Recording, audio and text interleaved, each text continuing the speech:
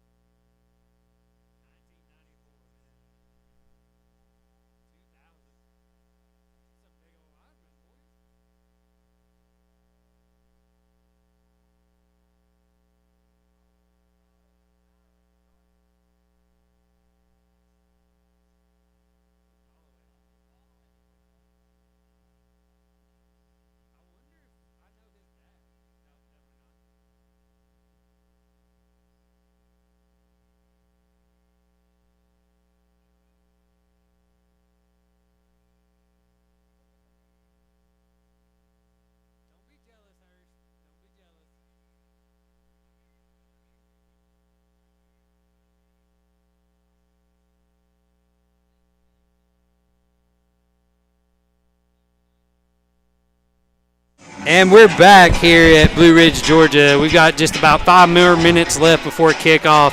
Watching this beautiful board that Fannin County has, a scoreboard that's playing some videos from back in the day. We've reached all the way back to 1964. That is some hard footage to find. Yeah, when they were East Fannin and West Fannin. Until the schools merged, and I don't know when because I don't want to do the research on that. We'll talk about both these teams real quick. Dade County still not really showing glimpses of promise, still not really finding their footing. 0-4 on the year. Struggling to find an offensive identity as the Dade County Wolverines this season. Have started actually picking it up really well on defense. They've switched from a 3-4 defense to a 4-2 defense about, third game in the season, and it showed wonders, whereas Dade County was really struggling to stop the run in the first 3 games. After they switched to that 4-2, they have really dedicated themselves to not getting beat by the run game.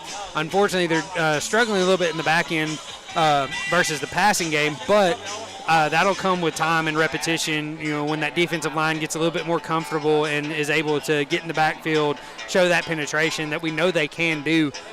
We've got a few Wolverines changing numbers tonight. Evan Avens, who normally wears number 23, is actually on the field as number 52 now on the season. Yep, he has been moved to offensive guard along with Jet Shavers. Jet Shavers was at offensive guard earlier in the year, and so they've moved him back. Wolverines, like I said, struggling to find that offensive identity. They have a good quarterback who can throw the ball. Struggled last week, Win Garmany, throwing 4 picks, and that is a rough game. But the Wolverines' defense coming alive, forcing 3 turnovers, but the Wolverine offense couldn't do nothing off the turnovers. Yeah, just 0 points off the 3 turnovers that they forced. Just a big struggle with the Wolverines offense, unfortunately, last game. Hopefully, with the amount of time they've had throughout the week, working on the ins and outs of their offense, hopefully we'll see them reestablish that offensive presence tonight. Yeah, as the Dade County Wolverines captains walk out onto the field with Wynn, Evan Avens, and I can't tell who else. It's one of Nate Hurst. Number 52, Jax McMahon. Yeah, we just heard from the Fannin County announcer who announced the wrong person wearing number 52. He's looking off the old roster, unfortunately for him. I do believe that's number 10, H. Garmany is the other captain for the Dade County. It is H. Garmany. I'll talk about Fannin County a little bit. They're 2-2 on the year. This is one of the younger Fannin County teams. They do have a good senior-sized class, about 16 of them on the team. They're 2-2 on the year, though. They lost to a pretty good Raven County team and Union County. No, Gilmer. Gilmer, sorry. They beat Union County and beat Coosa, so they're 2-2 on the year. Yeah, started 0-2 and finished out the next 2 games with two wins. So coming off a big hot streak for them, Dade County going to have to look to try to stop that hot streak tonight. Yeah, they got a junior running back, Fannin County junior running back, Bryce Cole, 109 yards on the ground, and a very good defensive line. We'll step aside, take another 2-minute break. Should be back timing for the kickoff. You're listening to Wolverine Football here on KWIN.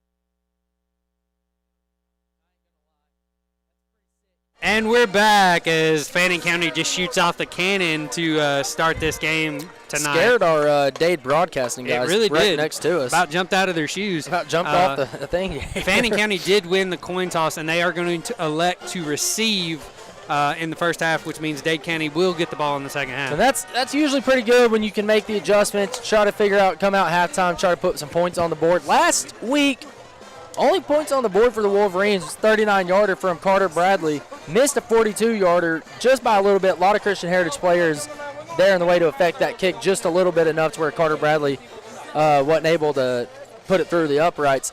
But we know Carter Bradley can kick the football now. Okay, we know he can kick about 30 to 45. The one he missed was just a tad short. He hit the crossbar. Yeah, just a little bit. He had the distance, just couldn't get the height on it.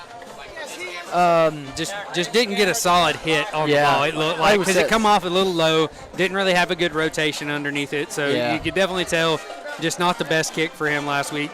But the Wolverines with an opportunity right here to come out on defense and make a statement.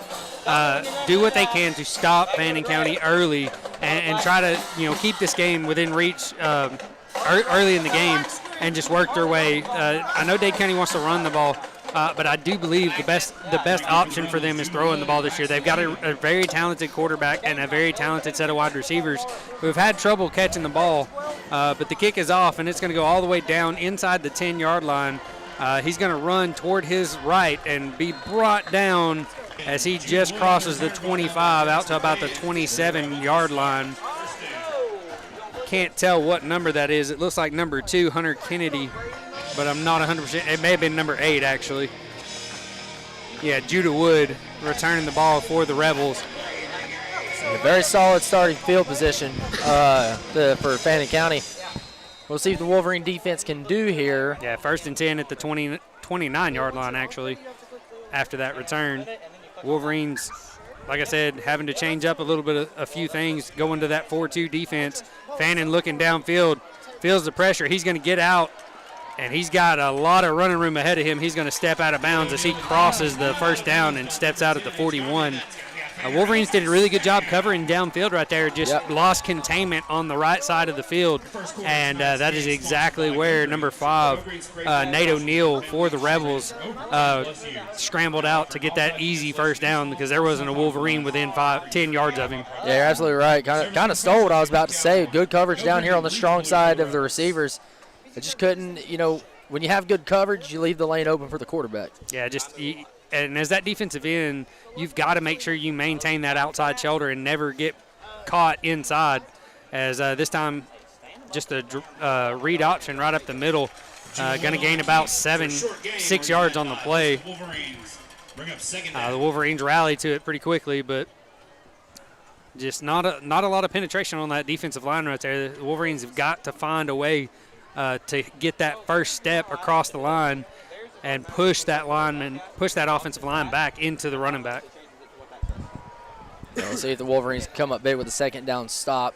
A lot of these second down plays can really determine what happens. Going to fake the draw this time, throw a little bubble screen out to the right side. Going to be chased down by Evan Avens right at the 50-yard line. Going to bring up 3rd down and 1 for the Rebels. Good job right there by Evan Avens from his middle linebacker position to chase that ball down. Yeah, read the play really well, and I like H. Garmany out here at corner, or the other linebacker spot.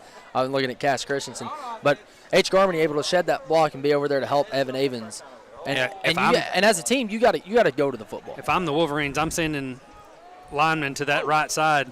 But just a great push by the offensive line right there. Dade County had the ball stopped at the line of scrimmage, but just the push from the Rebels offensive line gets about 3 yards on that play.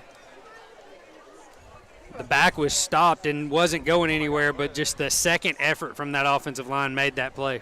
Yeah, that's a cohesive unit right there. You come together. You got to fight for that extra yard when your running back gets stuffed.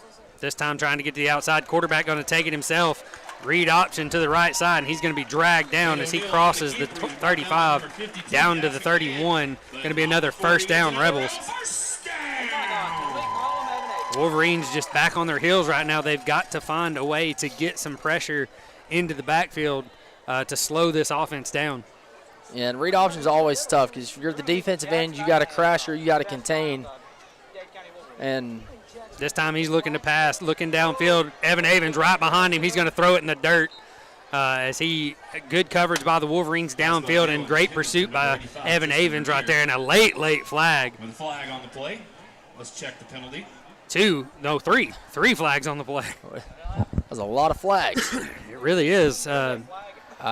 Referee's going over there to talk to the Dade coaching staff, so it looks like this may possibly be against Fannin County. Could have an ineligible man downfield. Call's going to be an ineligible man downfield. Nice. Good job. Just based on the area of those flags, it looked like that was 100% just an ineligible man downfield. Just a mistake by this, very strong offensive line. Just getting a little too far downfield right there as their quarterback just trying to make a play running outside. Them in the 2.5 yard. Jet Shavers comes in. And good feel right there by the linebacker for the Wolverines, number 14. I think that's, Colt Owens for the Wolverines coming from his linebacker position to help make that play. Unfortunately, it is going to gain about 5 yards on the play, bring up 2nd down and 10. Yeah, number 56 for the Wolverines. Slow to get up. Rusty Hartline, I think looked like his cleat come off. It may have. I think it did. He's going to put it back on right now. Yeah, he's having to come off the field as the Wolverines run a man on late. Going to fake the handoff up the middle. Quick throw to the outside. Unfortunately, throw a little bit behind him. Going to give the Wolverines defense a chance to get over there to him. H. Garmany going to make the tackle on number 6, Reed Holloway. And it's going to be 3rd down and about 5, maybe 6 for the Rebels. I think you're looking at 3rd and 5. Yeah, 3rd and 5. I got to say, misread by the quarterback there. Had one-on-one, had a man deep. On that Dade corner. Yeah, he did. A quick pass, but it's going to be tipped and maybe intercepted. Incomplete. The ref saying incomplete. Wolverines had a chance, had a lineman way downfield. That could have easily been ineligible man downfield right there as number 50 was hitting the head by the ball downfield, about 5 yards downfield. Going to be 4th down and 5 for the Rebels after that. A great penetration by the Wolverine defensive front right there as they got right into the face. Yeah, the only reason I could think of O'Neal. Only reason I could think that the lineman was able to get downfield that far is if that was supposed to be a screen.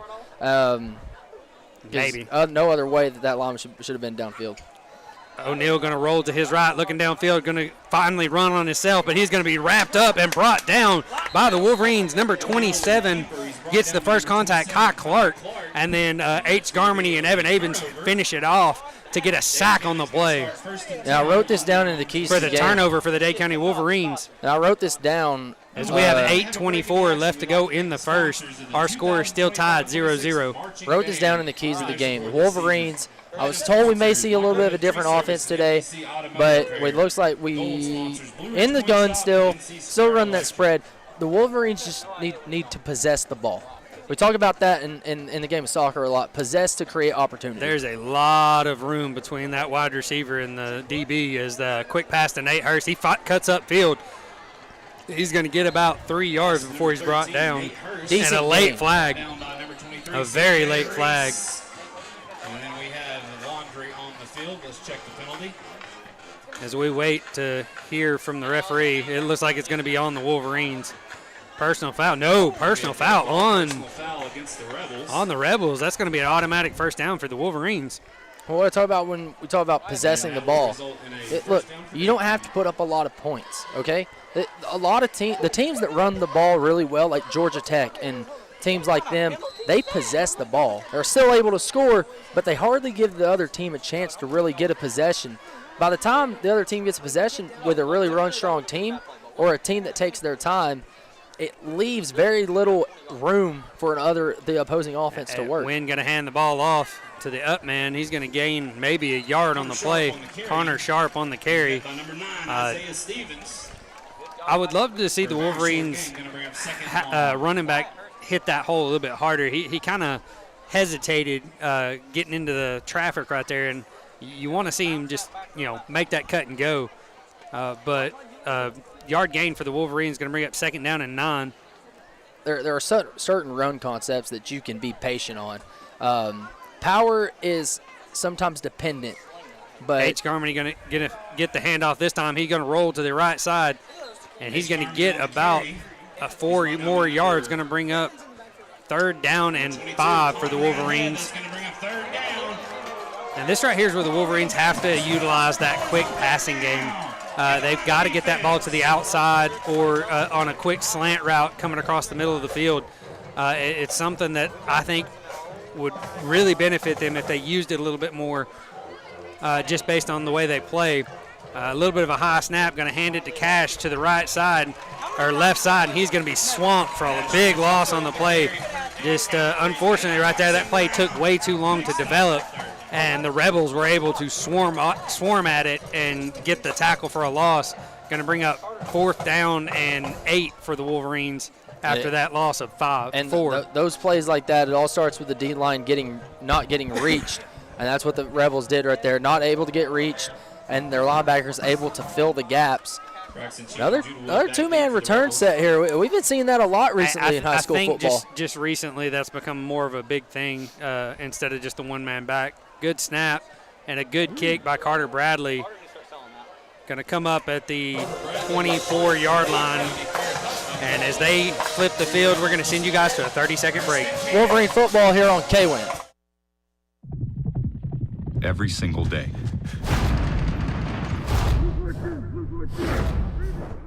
Every single day. Every single day. Every single day.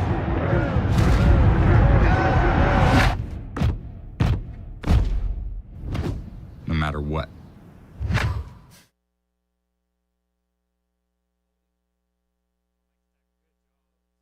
And we're back as Nate Hurst makes a great open field tackle right there,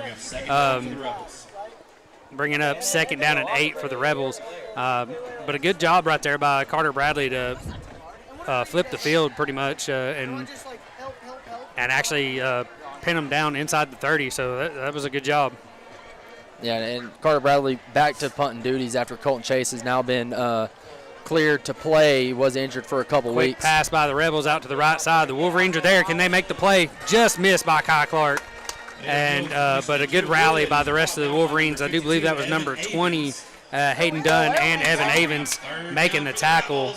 Going to bring up 3rd down and I think 4 for the Rebels. 3rd and 3 for the Rebels. Wolverines need a big stop right here. Did a good job on the first drive. Got to do it right here. Yeah, 3rd short situation is always tough to defend. But the good thing is, if the Wolverines can stop them, Fannin County most likely will punt as they are in their own territory. Yeah, would love to see you got 2 receivers close in. Sends a man in motion to get an extra blocker. Going to hand it off to the left side. He's going to get upfield, and it's going to be close. I think he's got it. Unfortunately, right there, good run by the Rebels running back. Gets the 1st down as he just powered his way over a couple Wolverines. I think it's number 9 or number 8, Judah Wood. When you put them on mix, I can just rotate still. Yeah, and we have not bad containment by the Wolverines, but just got to finish that tackle. You've got to wrap him up and bring him down. You can't let him push those extra yards and get that 1st down.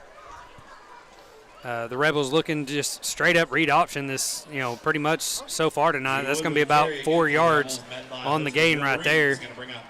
As Wood gets another carry. The Wolverines just not doing a good job right now up front, getting any kind of movement on that offensive line to get their defensive line in the backfield. Yeah, like I said earlier in the pregame, Wolverines have defended the run game. This time, O'Neal going to take it himself, and Evan Avens again coming in from that linebacker position, just making a play. Evan Avens is a key component to this Wolverine defense. He is, every year that he has been back there at that middle linebacker position, he has made tons of plays. Led the team, or tied the team in sacks last year, and he's one of the leading tacklers on the team this year right there with H. Garmany. And you love to see those defensive leaders come alive and make the plays. Loss of 2 on the play. Going to bring up 3rd down and 6 for the Rebels. This time going to be a pass by O'Neal. He's looking downfield. Got a lot of time. The Wolverines finally get some pressure on him, and he's going to overthrow the ball. Good job by the Wolverine defense right there. As they play coverage well enough and finally get some pressure back there on O'Neal and make him roll to his left. And that's hard for a right-handed quarterback, having to turn your body and throw that ball. So good job by the Wolverines. He's a lefty. Is he? Yeah. I did not realize that. H. Garmany and Cash Christensen back deep for the Wolverines. This time the Wolverines get ready to return the punt. Good snap. And a bad kick. It's going to be short. Going to land at the 35 and take a Rebel bounce, and unfortunately H. Garmony's going to get lucky as the Rebels try to pick it up and knock it out of bounds. The Wolverines are going to get lucky as that ball rolls out of bounds, and we're going to send you guys to a 30-second break. Wolverine football here on K-Win. Every single day.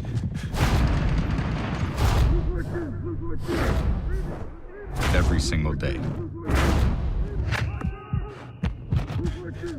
Every single day. Every single day.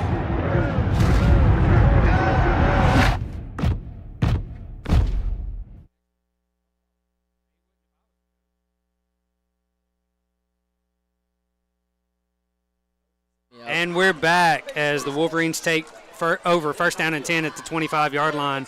Wynn looking to throw, going to throw it quick. He hits Cash Christensen for about a 5-yard gain on the play. That's exactly what I want to see out of the Wolverines. That hitch is open. These defenders are playing at least 8 to 10 yards away from the receivers. You've got to see that as an offensive coordinator and read it and let your quarterback do what he does best and throw those quick passes. I would also love to see the Wolverines run a little more RPO. They're quick enough plays where you don't give most of them are quick enough plays where you don't give the defense enough time to react. Defensive line or offensive line doing a good job. This is a very strong defensive line from Fannin County, and the offensive line giving Wynn enough time to make a play back there. As he looks to throw, quick pass out to the right side to Double. He's going to retreat backwards, but he's going to get back to the 30-yard line. Unfortunately, he's going to lose a yard on the play. Just a really weird concept right there is none of the wide receivers actually went out to block for Double right there, so I don't know if that was just a mis-execution by the wide receivers or if maybe the snap was off. Could have been possibly a tunnel screen, and throw was a little funky too, a little behind Double. Kind of if it's a tunnel screen, that's where it was supposed to be. He's got to attack the ball, and he let that ball come to him. So it may have been 100% on the execution by the wide receiver right there. Double is a very young wide receiver. First year actually playing wide receiver for the Wolverines. Going to be a handoff this time up the middle, and the Wolverines, a third down and medium, again, just decide to run the ball, and no movement by the offensive line as Cannon Womack going to get no yards on the game. Now the Wolverines are going to have to punt again. Yeah, look, those third and medium situations, unless you're getting push up front, they're not really third down. They're not really run play type situations. That's every now and then. We have 1 minute left to go in the first quarter. Dade County and Fannin County still tied 0-0. It's been a very back-and-forth game. Both offenses not really finding a rhythm right now. Defense is playing really well as Carter Bradley gets one a little bit off the right side of his foot, but it's going to take a Wolverine bounce and roll all the way down to the 30-yard line where Cash Christensen's going to down it. And that's where the Rebels are going to take over first down and 10 with 37 seconds left to go in the first quarter. We're going to send you guys to a 30-second break. Wolverine football here on K-Win. Every single day.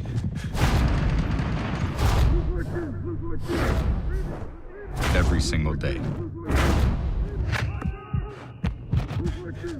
Every single day. Every single day.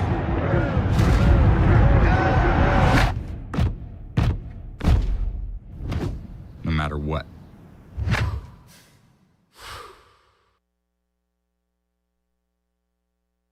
And we're back as Fannin County looking to throw. He's going to shoot it for a deep ball downfield. Good coverage by the Wolverines, but a great catch by the receiver, and he's going to take it in for a touchdown. Number 20, Braxton Cheatham for the Rebels. Great coverage defense. Unfortunately, just a great thrown ball. Number 20, Hayden Dunn with the coverage downfield, just step for step with the wide receiver. Made a good play on the ball, just unfortunately not able to wrap up the legs of the wide receiver, and he goes racing in for a touchdown. Yeah, the safety, Nick Moreland, too, over there trying to get some help. Like I said, it's just a great thrown ball. You typically try to fade that ball from the outside, away from the safety. And the kick is up. And the kick is good, and that's going to bring our 7-0 with 25 seconds left to go in the first quarter as Fannin County just takes the lead over the Wolverines off just a great thrown ball. Like, you really can't say that the defense didn't play that well enough because the cornerback was right there, step for step with the wide receiver. Yeah. It had his head around, made a play on the ball, just unfortunately just not able to get enough on it to knock it away. And I got to say, Nick Moreland did make his way over there, gave a valiant effort to try to get over there and get the coverage, and he ended up trying to wrap him up, but when kind of off balance, that throw's already been made. Nick was actually short. He was actually short. He may have undercut that route. He did. He undercut that route. If he goes over the top right there, they can at least stop him from getting into the end zone. So that's a bad execution right there by Nick Moreland, not getting over to cover that deep route like he should have. Like you said, undercut it. You got to try to stay over top. Because that's been the Wolverines' Achilles heel, is those passes downfield. As Fannin County gets ready to kick this ball off, a good end-over-end kick all the way down inside the 10, where I do believe H. Garmany is going to take it, looking for a seam. He's going to get to the 25, maybe the 26-yard line before they bring him down. Garmany with the return for Dade County. Isaiah Stevens on the tackle. Dade County will start first. They do say that he did get it right to the 25-yard line. We have 20 seconds left to go in the first quarter. Dade County trails after the big pass play by Fannin County, 7-0. But so far, like I said, that's the one mistake the defense has made tonight for Dade County. So I want to see an answer right here. Trust your quarterback. Let him throw this ball downfield. You've got one man-to-man coverage right here onto the inside. Wolverine's going to run the jet sweep instead, and it's going to be eaten alive. A very late hit right there. I'm very surprised that wasn't a penalty flag.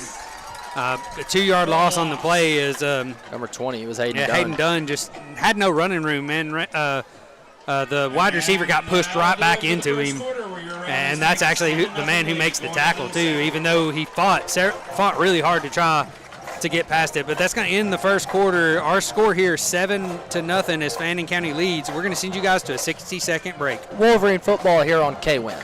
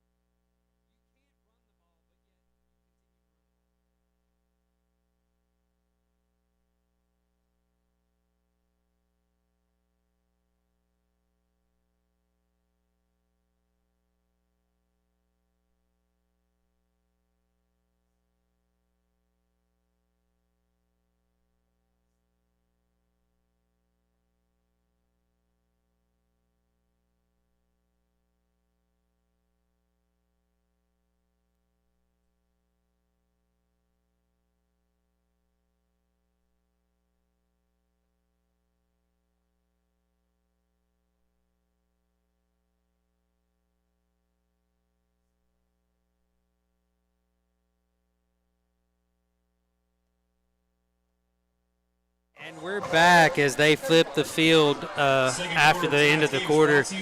Dade County with a 2nd down and 12 after the jet sweep gets negative yards.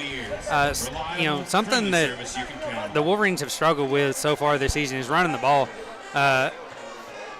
They continue to stick with it. I would love to see them throw the ball a little bit more. Win Garmany going to take it himself, trying to get to the outside. But again, just no push by the blocks, just giving him nothing to the outside. He's going to get back to the original line of scrimmage for about a 2-yard gain. He's going to set up 3rd and 10 for the Wolverines, which is automatically going to be a passing down because you put your offense in a bad position right here. In a lot of these 3rd and long situations, you usually throw some kind of screen or some sorts, but try to throw something intermediate here. Try to get something about 5 to 6 yards in between the sticks and let your receiver try to take off. I would literally hitch route it to 10 yards. Get a 10-yard hitch right here. Get that first down. That's a curl. It's the same thing. Not really. Yeah, really. Either way, I mean, just absolutely give your offense a chance to get this first down right here. You got to get past these sticks or at least close to it with the pass. As Wynn in shotgun.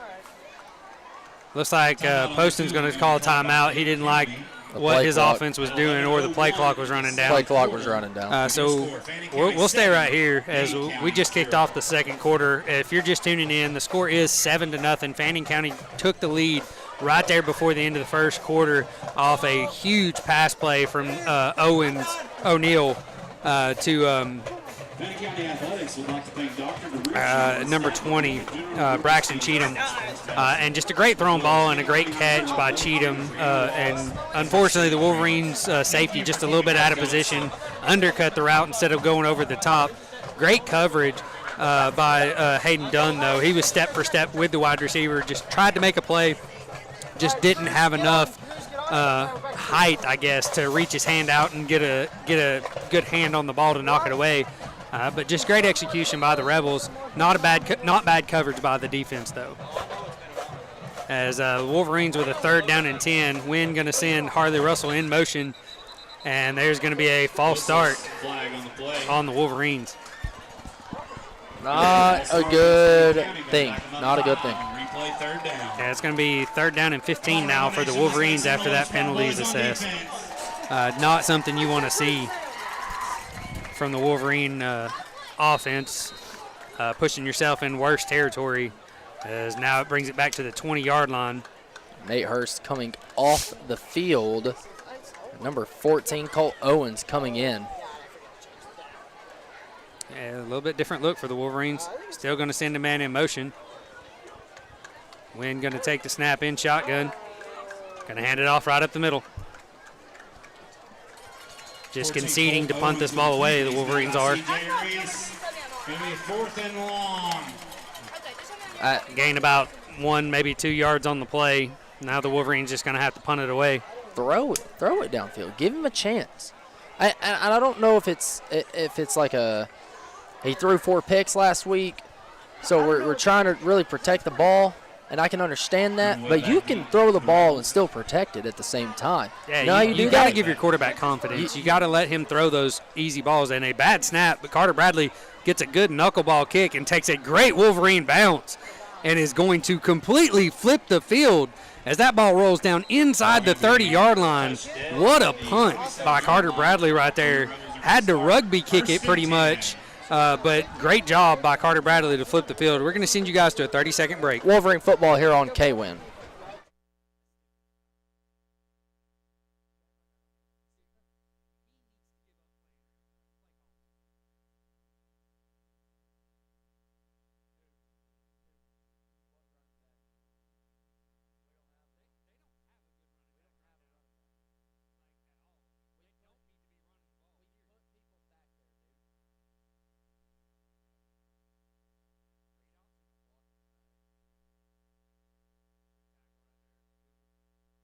And we're back as the first run by O'Neill. He does the read option really well right there.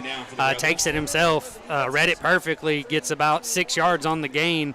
Good job by Cash Christensen to man up on his blocker and give Dubel enough time from his safety to come down and make a play.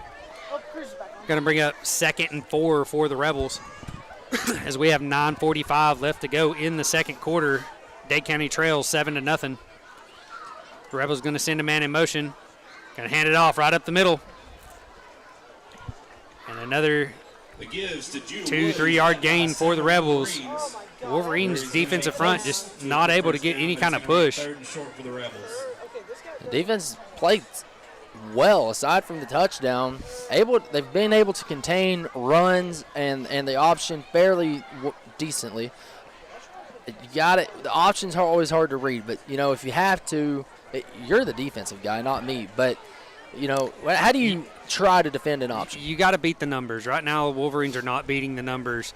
Oh, false start, 100%. Yes. I didn't know if he was going to throw the flag. It took him way too long to throw that flag as the left tackle just couldn't hold his water, got a little antsy right there, and gives the Wolverines a break right there. Going to bring up 3rd down and 8 after that penalty. Anyways, you got to beat 3rd down and 6 after that. Got to beat the numbers.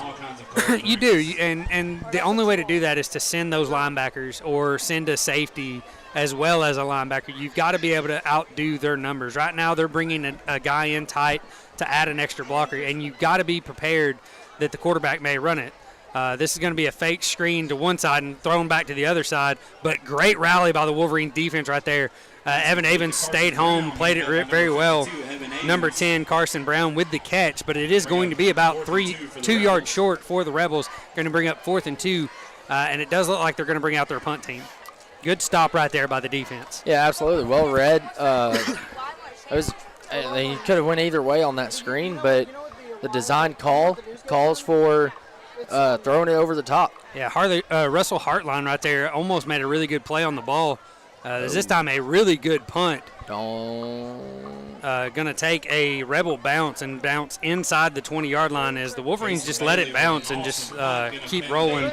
And the Wolverines will take over 1st down and 10 from the 19-yard line with 7:55 left to go in the first half.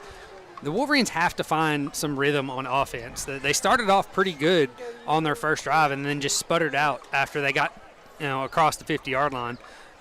So they've had the opportunities, and what they did really well on that first drive was they threw the ball a little bit. They used their wide receivers, their big, tall, strong wide receivers, to move that ball down the field. And I want to see them get back to that on this drive. As they spread everybody out, they've got 2 wide receivers on both sides of the field. Going to send a man in motion, just hand it off to H. Garmany again. And he's going to get a tough 1, maybe 2 yards on the play. And going to bring up a 2nd down and 9 for the Wolverines, or a 2nd down and 8. They called it 2nd and 9, so yeah, it's hard to tell from this side of the field, and it being far left to us, as we're on the right side of the press box. It makes it a little bit harder to see. But the Wolverines in 2nd and long, as they are just outside the 20-yard line. Going to send Cash in motion, hand it to him on the left side. He's trying to find some room upfield, and it's going to be wrapped up immediately at the line of scrimmage. Again, just the jet sweep not going anywhere right now for the Wolverines, and they keep going back to it. The thing is, your offensive line has to reach, and I don't know if they're just trying to reach laterally. When you reach, to be honest, that play right there was not the lineman's fault. Cash should have cut that ball up way sooner. He waited too late to cut upfield and got himself into traffic right there. But now the Wolverines in a 3rd down and 8 or 3rd down and 9 situation. They have to throw this ball downfield now. No, they're just going to run it again. And that was a bad blocking downfield or on the edge for the Wolverines. Defender right in the running back's face immediately. 4th down and 11 for the Wolverines on a 3-yard loss or 2-yard loss on the play. I don't understand why the Wolverines decided not to throw the ball right there at all. I understand you want. I really think it comes down to protecting the ball and not. This time a better snap. Carter Bradley gets it off just in time, and it's a line drive kick. Cash just misses the tackle, but gets back up and makes it anyways. Good rally right there, as well as a couple other Wolverines. But the Rebels going to get the ball right at the 50-yard line as they take over 1st down and 10 with 5:52 left to go in the half. We're going to send you guys to a 30-second break. Wolverine football here on K-Win. Every single day.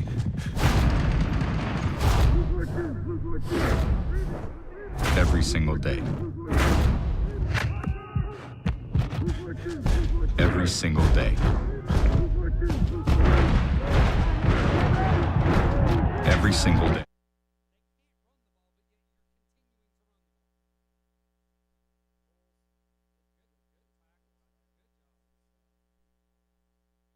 And we're back as the Wolverines back on defense get a good stop right there, only for a minimal gain, 1 yard on the play. That time they crashed down really well on that read option and made the play for only a yard gain. Going to bring up 2nd down and 9 for the Rebels. O'Neal tries to get him to jump. Almost gets him. Gets several linemen, but they just twitch and didn't really lead their stances, so no flag on the play. Good discipline. We've seen that a lot in recent years from the Wolverines. The D-line very disciplined, not really jumping. High snap over the head of the quarterback. He's going to miss it, and the Wolverines got it. Jet Shavers with the recovery by the Wolverines.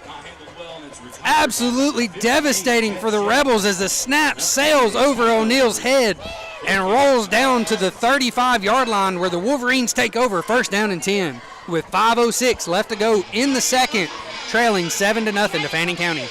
Let it rip. I think you let it rip. I would love to see a deep shot right here, right now. Let your wide receivers go up. You got two of the biggest wide receivers, both over 6 foot tall, on the outsides. And a quick pass to Double to the left, and it's a good pass, and it is caught for a first down, or right there at the sticks. Great job right there with the slant route, wide open Double, and a great pass by Wynn Garmany. Hits him in stride, gets the first down for Dade County as they get to the 25-yard line. And those are the kinds of plays I'm talking about. You know, somewhat RPO action. You can run that sweep if you have to. If that pass ain't open, hand it off, okay? But that slant, that was a very well-placed ball. Yes, it was. Good job by Double to look it in and hold on to it. And he's been struggling. He struggled early to catch the ball, but he had a pretty good game last week catching the ball. Harley Russell in motion as he gets upfield. Wolverines looking downfield. Wynn having to roll to his right, throws it, and just off the hands of Cash Christensen. That's intended for Cash Christensen. Ball's incomplete. We're going to check the penalty flag. There's a penalty flag. I thought I saw a flag, but then I didn't see it when I looked up. Way back there on the back side. Yeah, I think they're going to get Harley Russell for illegal motion as he was running toward the line of scrimmage when he was in motion. They called it a false start, yeah. It's going to be an illegal formation against the Yeah, Wolverines. you're allowed to snap the ball while the player's in motion, but you can't. You can't run toward the line of scrimmage. No. That's going to get you every single time, and You that's have exactly what Harley Russell did. You have to stay behind the line of scrimmage if you're the guy off the line coming in motion.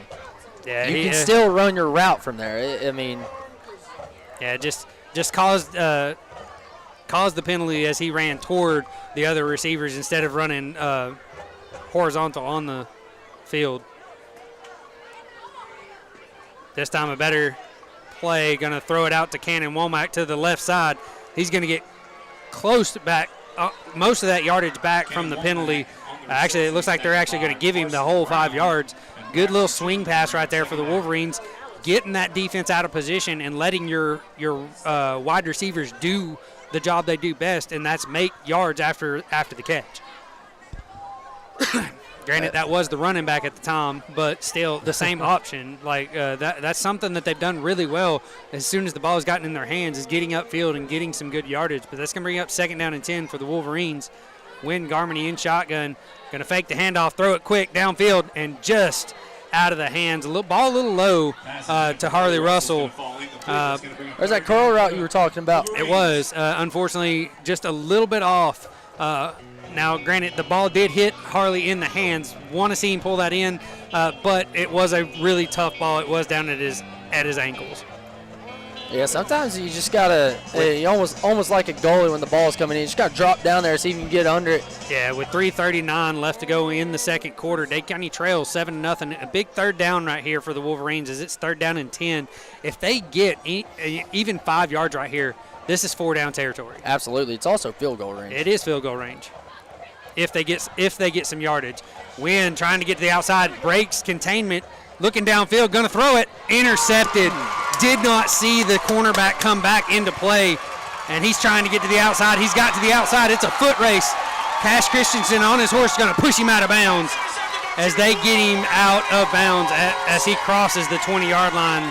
Unfortunate right there for Wynn Garmany. Never saw the cornerback come off the receiver as he was looking downfield, directing his wide receivers. And that's going to be just devastating. The Wolverines deep into Rebel territory throw a pick, and they bring it all the way back inside the 30-yard line. It was a good escape there under pressure. When you're quarterback, you lose ground. Keep that D lineman, and he did point to his brother H. Garmany, telling him to go upfield. I don't know if H got confused or just I don't know. Yeah, just kind of leveled that route out, and it just kind of ended up pushing him right into the defender. And Wynn looking at the receiver, never going to see that defender coming back from the other receiver. As the Rebels now with 1st down and 10 from the 21-yard line with an opportunity to go up 2 scores right before halftime. And a false start by the Rebels. A lot of mental errors here by the Fannin County Rebels so far here in the game. And it's keeping this Wolverine defense in the game. And right now is what they've got to do. They've got to get either a turnover right here or even just keep this offense out of the end zone. Because this game is by no means out of hand. It's 7-0 with 3:22 left to go in the second quarter. Dade County well in this game right now. Just have to execute on offense because they're doing a really good job on defense. Fannin County going to send a man in motion. Going to hand the ball off right up the middle, and it is going to be met immediately. H. Garmany coming from his linebacker position for a big loss on the play. Going to lose about 3 more yards. Going to bring up second down and almost, it looks like 20. Second and 20 for the Rebels. As they read the block there on the defensive end, H. Garmany comes, fills the outside, giving the running back no room, able to pursue. Yeah, that running back bounced outside. He was in for a world of trouble anyways. Yeah, so Kason Bailey with the run right there for the Rebels, but a great job by H. Garmany coming from his linebacker position to make a big play. Second and 20 for the Rebels with 2:48 left to go in the second quarter. O'Neal in shotgun. Another high snap, but O'Neal going to throw it and fakes out the defender in his face, trying to get to the outside, and he's going to walk out of bounds. Going to gain a few yards back. Look like he may have got 5 back before he steps out of bounds. Going to bring up third down and 15 for the Rebels. That was one heck of a pump fake. Oh, absolutely. I do believe it was Kai Clark faked out of his shoes with the pump fake. Kai Clark's got to square up right there and make that tackle. I get why he went up trying to knock the pass down, but if he squares up right there, he makes that sack. And it's also really just good discipline by O'Neal to hold on to the ball. O'Neal looking to throw this time, trying to throw back behind him, going to have a man in his face, throws it up. And a good job by the wide receiver fighting back to the ball, but incomplete. And good job by the Wolverines defense downfield, not getting a penalty flag right there, as that was very handsy between the wide receiver and the cornerback. Yeah, good no call. I got to say, he had the post route right open over the middle. I'm glad he didn't. Number 42? I'm glad he number 1. Oh, okay, so I'm glad he didn't see it. He may have been looking left first instead of right. Again, the post route was open. But that's going to bring up fourth down and 15 for the Rebels, who still have their offense out on the field. I guess they don't trust their kicker from this distance. He's got a very strong leg. Was watching him during warm-ups. Must be an accuracy thing. Could be, as they're just now starting the play clock. Don't understand why. The Rebels going to take time out, and as they take a timeout, we're going to send you guys to a 30-second break. Wolverine football here on KWIN.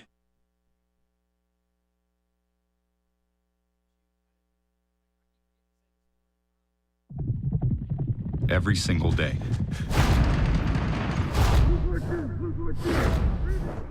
Every single day. Every single day. Every single day.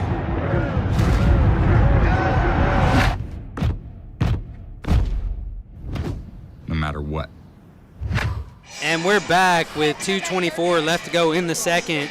The score is 7-0 Fannin County. Dade County gets a huge stop on third down, bringing up a 4th and 15 for the Rebels. They actually do bring their kicker out, so they're going to attempt this field goal. It's a 40? Where's the ball at? 25. 42 yarder. Max Gilbert. 42 yarder here for the Rebels, trusting their kicker. The Wolverines have a chance to block this one, and they get it. They get the block. H. Garmany, that's 2 of them this year. Good job by the Wolverines. Make the field goal attempt no good, and the Wolverines are going to take over. First down and 10. Well, I was going to point out it's dead silent here on this side, side of the field. This is not what this home team expected. I do believe it is homecoming for the Rebels tonight. It is homecoming. And the Wolverines fighting right now and staying in this game. I'll tell you, there is no better feeling than a team scheduling you for homecoming. I'm sure you can attest to this. And you come in there and you upset them. Absolutely. No matter the score, 2-0, 3-0, Wolverines 8-0. going trips left. Got man-to-man coverage down here on this side with Cash Christensen. You're talking 2-minute drill. You're also leaving one high safety. Going to throw a hitch out to Double, who drops it. Pass intended for number 1, Drew Double. That's going to be incomplete. Just unfortunate right there as he had that ball, and that was a good pass, just did not come up with it. I think he was trying to run before he caught it. Everybody's got to catch and then run. That's why it's called run after catch, not run before the catch. The Wolverines did a really good job right there with the hitch routes. I think it was hitches all across the board. It was. And a good ball by Wynn, just Duple not able to bring it in. Going to bring up 2nd down and 10 with 2:11 left to go in the second. Staying trips left for the Wolverines. Cash Christensen still one-on-one. Defender walking up to him. I'm turning around backside and letting this And one that's go. exactly where he's going with it. Wynn going to throw it deep. He's got Cash, and it's right off his fingertips. The ball just barely overthrown, unable to come down with it. Just off of Cash Christensen's fingertips. If that ball has a little bit of air under it, Cash walks right underneath it and scores because he had 5 yards on the defender. Oh my goodness. Opportunity missed for the Wolverines offense right there. Just if you're the quarterback, you gotta give him a chance. You gotta float it. You gotta float it to him. But that ball thrown on a rope by Wynn Garmany for about 40 yards downfield. You've seen the Wolverines run that kind of post pattern a lot this year. Defender way off of Cash now, not wanting to get beat again. This time Wynn going to look to his left. Got a man right down the middle. Nate Hurst with the big catch for the Wolverines as he catches it at the 45-yard line and falls down at the 47. Great job right there by Wynn, fitting that in between 2 defenders. And Nate Hurst going up making play. You cannot put that ball in a better position in that kind of situation. Yeah, brought your receiver back to the ball and kept him out of the hands of those defenders. Looked like a shallow play there too. Dig post. Mm-hmm.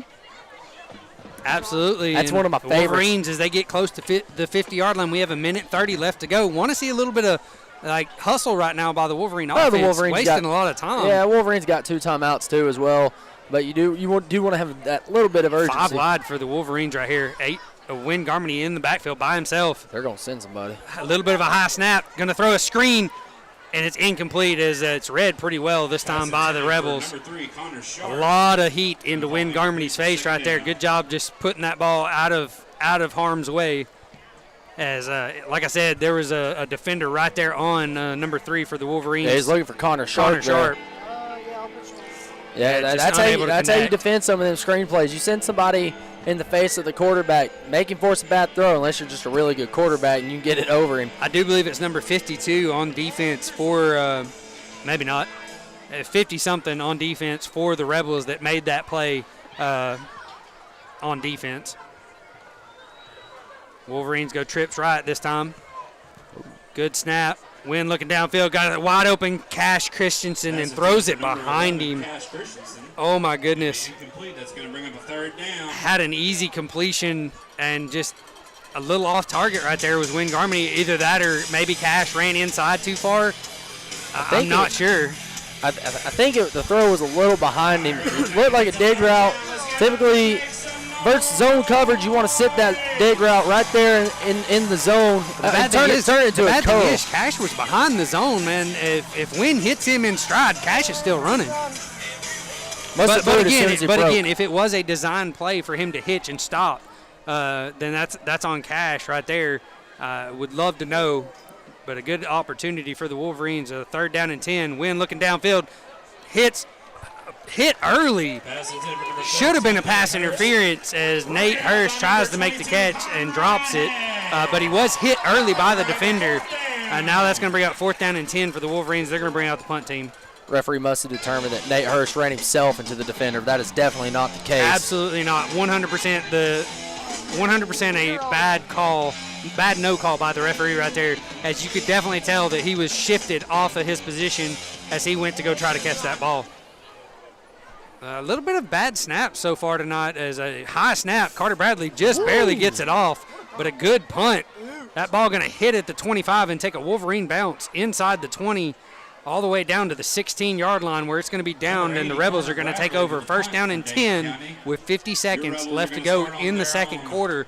Dade County doing a really good job defensively right now, just struggling to make that connection offensively. I'm telling you that the Wolverines can win this game. They've shown positive signs throwing the ball.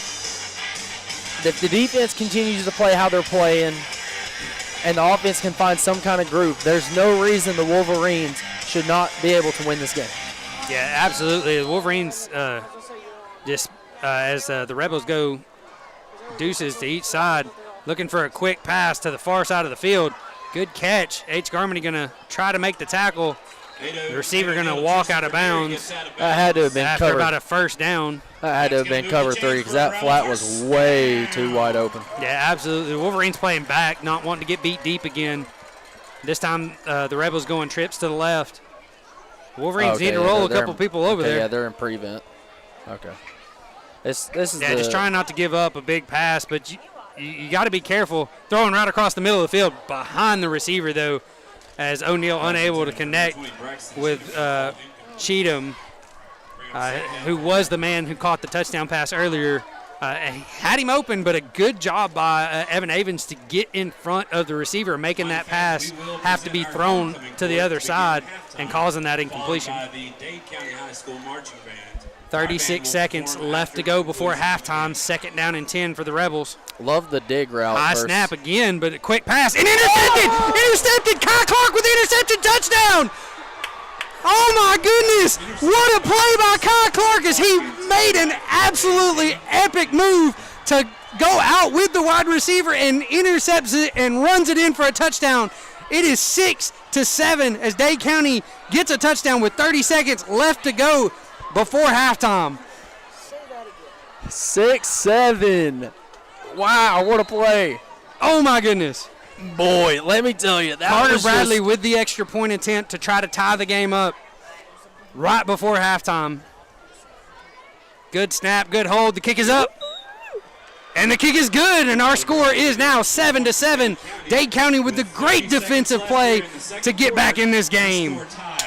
What a play by Kai Clark right there. Do my best. Defensive end came out with the wide receiver, trying to throw that little bubble screen out to his receiver. O'Neal never saw Kai, and Kai makes a great play on the ball. Solid hands on that play. Absolutely. Can I do my best Chris Collinsworth? Go for it. Boy, what a play by Kai Clark. And, you know, I was going to say that looked like Patrick Mahomes, but he's not on the field. Am I wrong? Yeah, don't quit your day job. But great job by the Wolverines getting back into this game. The Wolverines do get the ball after halftime, so huge opportunity, but gotta finish out this quarter right here. There's still 30 seconds. It only took the Rebels 5 seconds to score the last time. The Wolverines did come out and prevent on the last defensive possession, so a possibility they do the same here. But we may see a post and onside kick. No. 30 seconds. 30 seconds. Yeah, 30 seconds. You boot this ball as far as you can. You don't want a return at all. If you do any kind of short kick, you kick it as hard as you can, put no air under, and hope one of the Fannin players can't catch it. I'd put this ball right about the 25-yard line. I'd want as much height on it as possible. And instead they squib kick it, and it takes a good Wolverine bounce, but a good pickup by the returner. And that's number 8, Wood, with the return. He's going to get out to about the 35-yard line before the Wolverines can bring him down.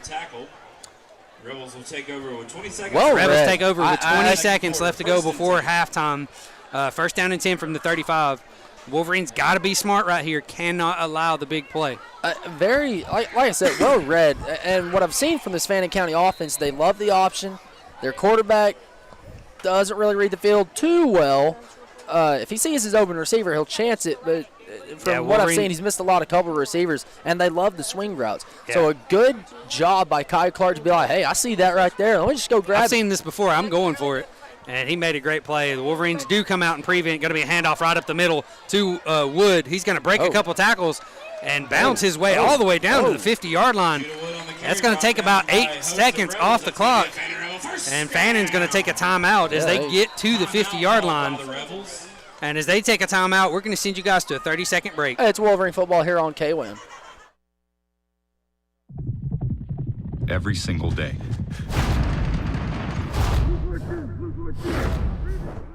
Every single day. Every single day.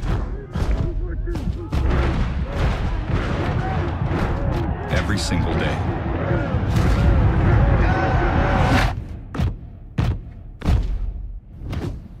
matter what.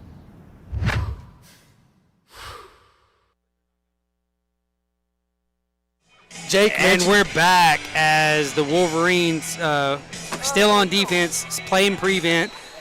First down and 10 for the Rebels at the 50-yard line. You got to be smart right here. You can't just give up those easy 10, 15 yards if you're the Wolverine defense. O'Neal looking to throw, looking downfield. Got a little bit of time. Hold. Yeah, there it is. Yeah, this ball's coming back no matter what happens as O'Neal just throws it out of bounds. But he wastes a lot of time on the play. 3 seconds left to go on the clock. That's a good thing. But that's going to bring this ball way back as Kai Clark making his presence known out there on the defensive front. Had the left tackle or right tackle spinning and just reaching and grabbing for him, getting a holding penalty called. And you know what? What's good about that is that time stays off the clock. So now you only leave 3 seconds. I don't know how Hail Mary right here. I don't know how far Nate O'Neal can throw the football. We're about to find out. Yeah, if they chance it like that. Yeah, Wolverines prevent, man. Probably just gonna run. You see the Wolverines, they got 3 of their defensive backs here at about the 30-yard line. They're coming up to the 35. All right, sorry. Yeah, about the 35. And 25 yards off the ball right now. The Wolverines that's how you play prevent. Gonna 3-man rush it. And good decision. Yeah, the Rebels just going to take a knee and going to send this to halftime. Our score 7-7. As we head to half, we're going to send you guys to a 2-minute break. Hey, Wolverine football on K-Win.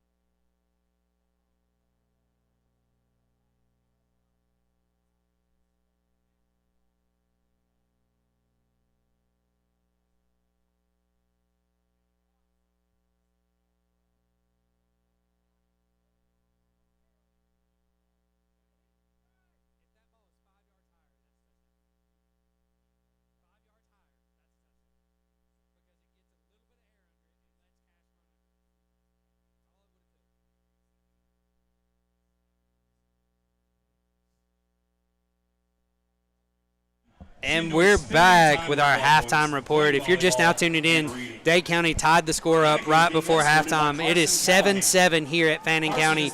Homecoming for the Rebels. Dade County Wolverines trying to make a statement, really come alive on defense tonight. Yeah, we saw it last week too. The Wolverine defense played well at last week. Just it's hard. Too many possessions, way too many possessions. Too many possessions that they were out there on the field. That's from the 4 turnovers last week. And Wolverines forced 3 turnovers on their own, but just offensive struggles last week, turning the ball over 4 times, put the Wolverine defense in bad positions. So the Wolverine defense, we saw it at Lafayette. They defended the run really well. Yeah, they've also defended the pass. They've gradually defended the pass really well later into the season. Ever since they went to the 4-2 instead of that 3-4, the Wolverine defense has changed completely.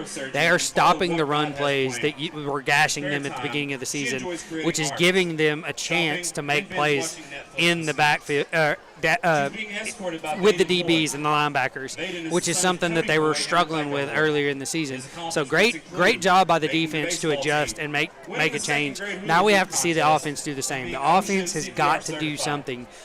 Running the ball is not an option right this year so far for the Wolverines. Have struggled each and every game to even try to get some movement up front. They have got to start relying on this pass game from Win Garmany. He has proven that he can throw the ball downfield if you give him the opportunity. Yes, he did struggle last week with interceptions, but that's just one game. And, give him the chance. Give him those quick passes that you started this game off with. Let him open up the offense. And when you start getting that defense having to spread out and give more respect to your pass game, then you can get those draw plays, those read option plays right up the middle, and get that 3-4 yards running, which will absolutely help this offense out. And the thing is, I'm with you on the draw plays too. Get this in real quick, and then we can go to break. If you throw the ball enough, if you run draw right up the middle, all you have to do on the draw play, just get that arm up real quick. Your running back's got to be patient, and you pop down, hand him the ball off. Yep. And it's spread everybody out because you've sent everybody to their defenders. And they have to respect and they have to respect it because you're willing to throw the ball on them, and they know it. And that's what you have to do. You have to make this team respect your passing game. Yeah. And I think that's what it's going to take in this second half for the Wolverines to do something offensively. But we're going to send you guys to a 2-minute break. When we come back, we'll talk a little bit about scores around the league. Hey, it's Wolverine football here on K-Win.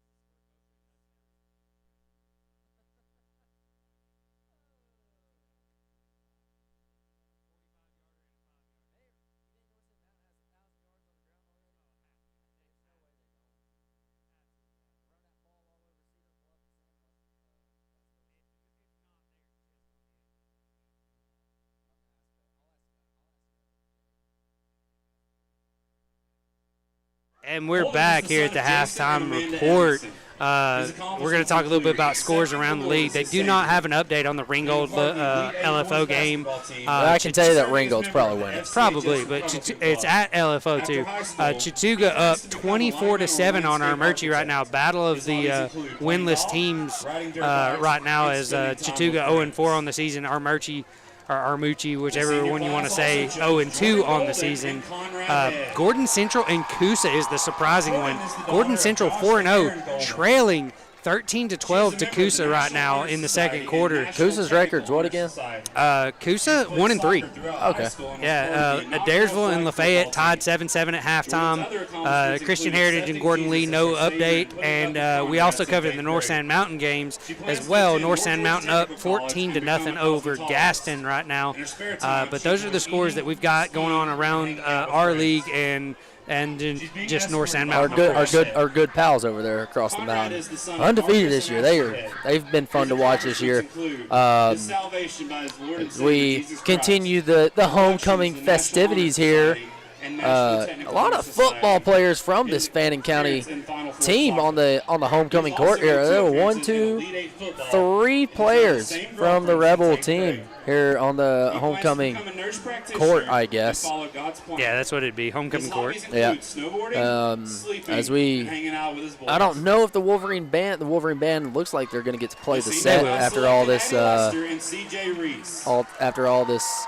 Addie is the daughter of Chuck Lester and very organized, she is a member of the National Honor Society routine National event, Technical I Honor guess. Society, Be one way to put it. I was trying to see the scores in the North Sand Mountain region as well, but for some odd reason, Max Prep's being a little weird tonight and not letting me actually pull it up. When are they not?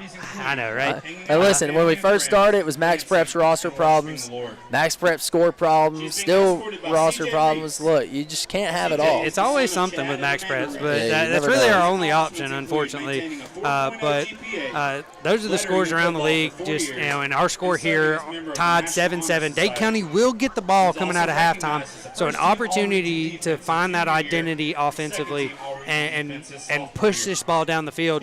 Even if you can just come up with 3, possess the ball, drive it down the field, waste a lot of clock. Right now, your defense is playing really strong, but you've got to give them time to rest. They have been on the field way too much tonight. You've got to possess the ball, get some first downs, and give your defense a chance. And even when they've been on the field too much tonight, they've been able to come up strong. We'll talk more about that when we come back here in 2 minutes. Wolverine football here on KWIN.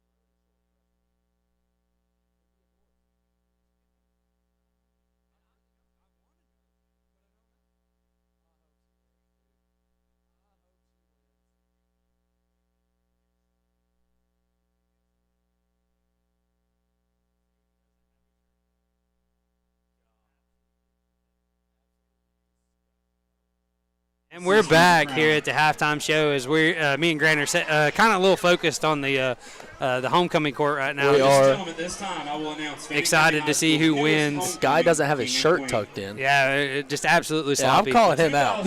I'm calling him out. But if you're just tuning in, our score is 7-7. Dade County and Fannin County tied here in Blue Ridge, Georgia. Just absolutely a great game so far. Both defenses playing really well. Given this offense is not much at all to work with. Dade County's score coming on a defensive interception for a touchdown by Kai Clark. Fannin County getting a big deep shot right there before the end of the first quarter that just beat the man coverage downfield. Unfortunately, Dade County's safety did not get over the top of the wide receiver, which gave it just an easy walk-in touchdown after the wide receiver made the catch. But just, a great opportunity for the Wolverines to come out on offense, possess the ball, drive it down the field, and put some points up on the board. They really need to do something to help their defense out. Their defense is playing just, hair on fire tonight and all over the field, making great plays and keeping Fannin County honest. They've not been able to just absolutely run the ball, and they can't just throw the ball nonstop on Dade County. Right now, the defense clicking on all cylinders. Now the offense has got to get in the game, and they've got to start picking it up and helping out their defense. Yeah, you come out of the half, so you're getting the ball back, like you said.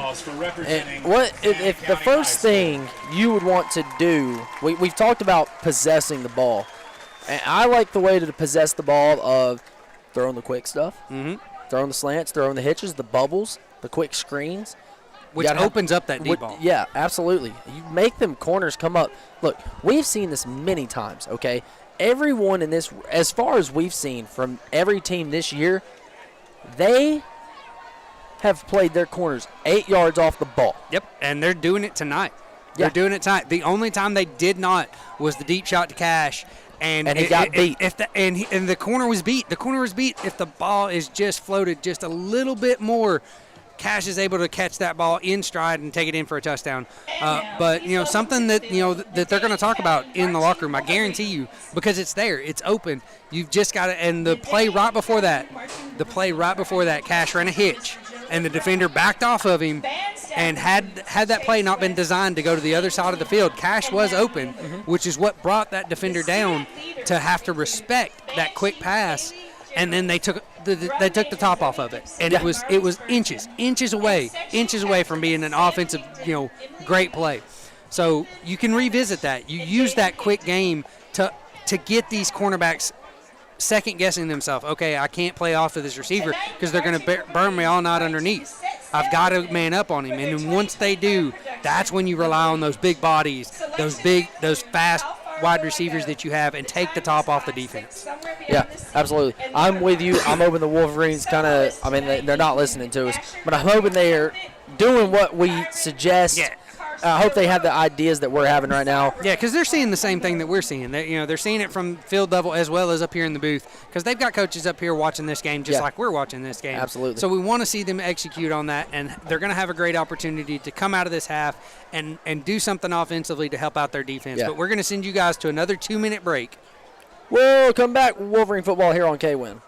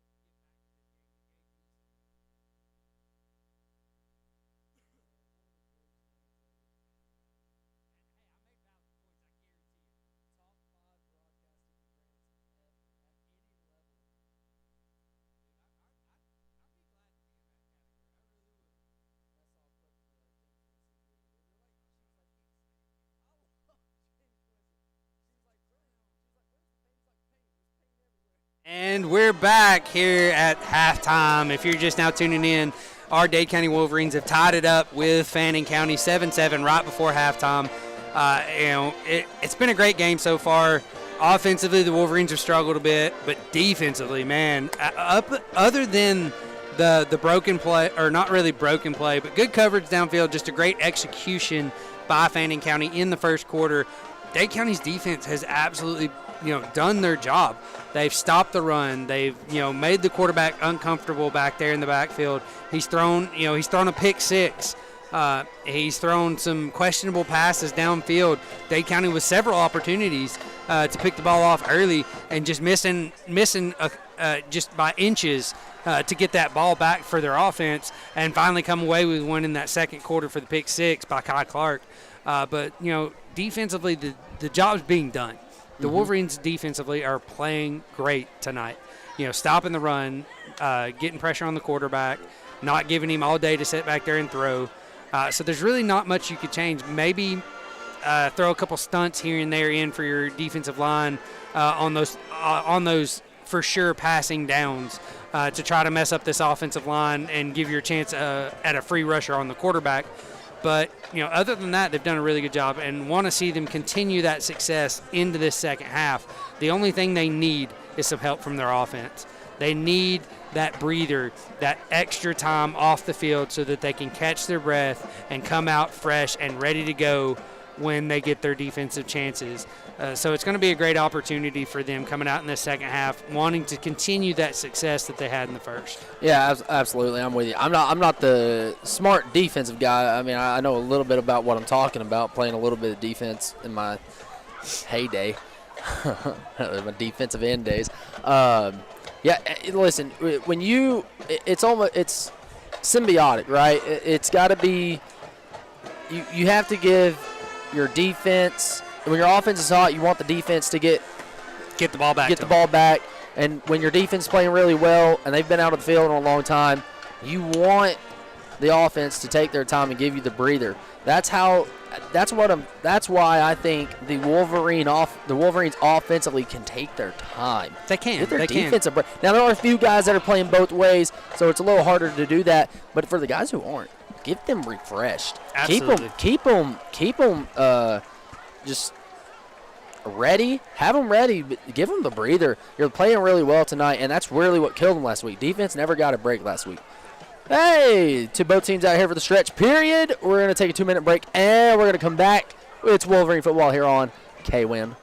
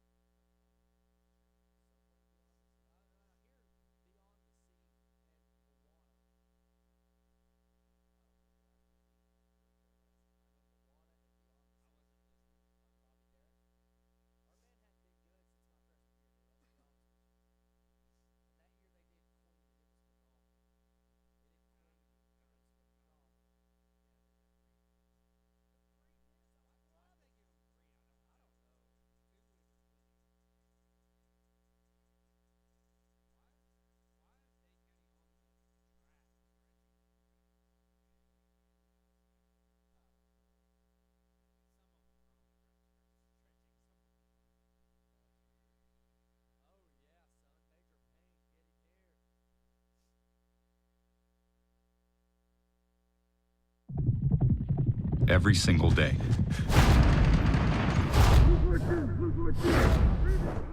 Every single day. Every single day. Every single day.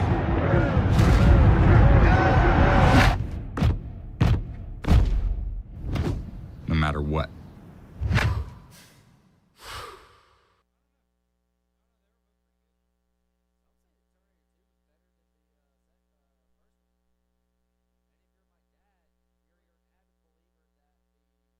Better And than the we're second. back here as halftime ticking down. They gave them an extra 3 minutes for their stretch period, but we're going to stay right here with you guys as the Wolverines will receive the kickoff after halftime.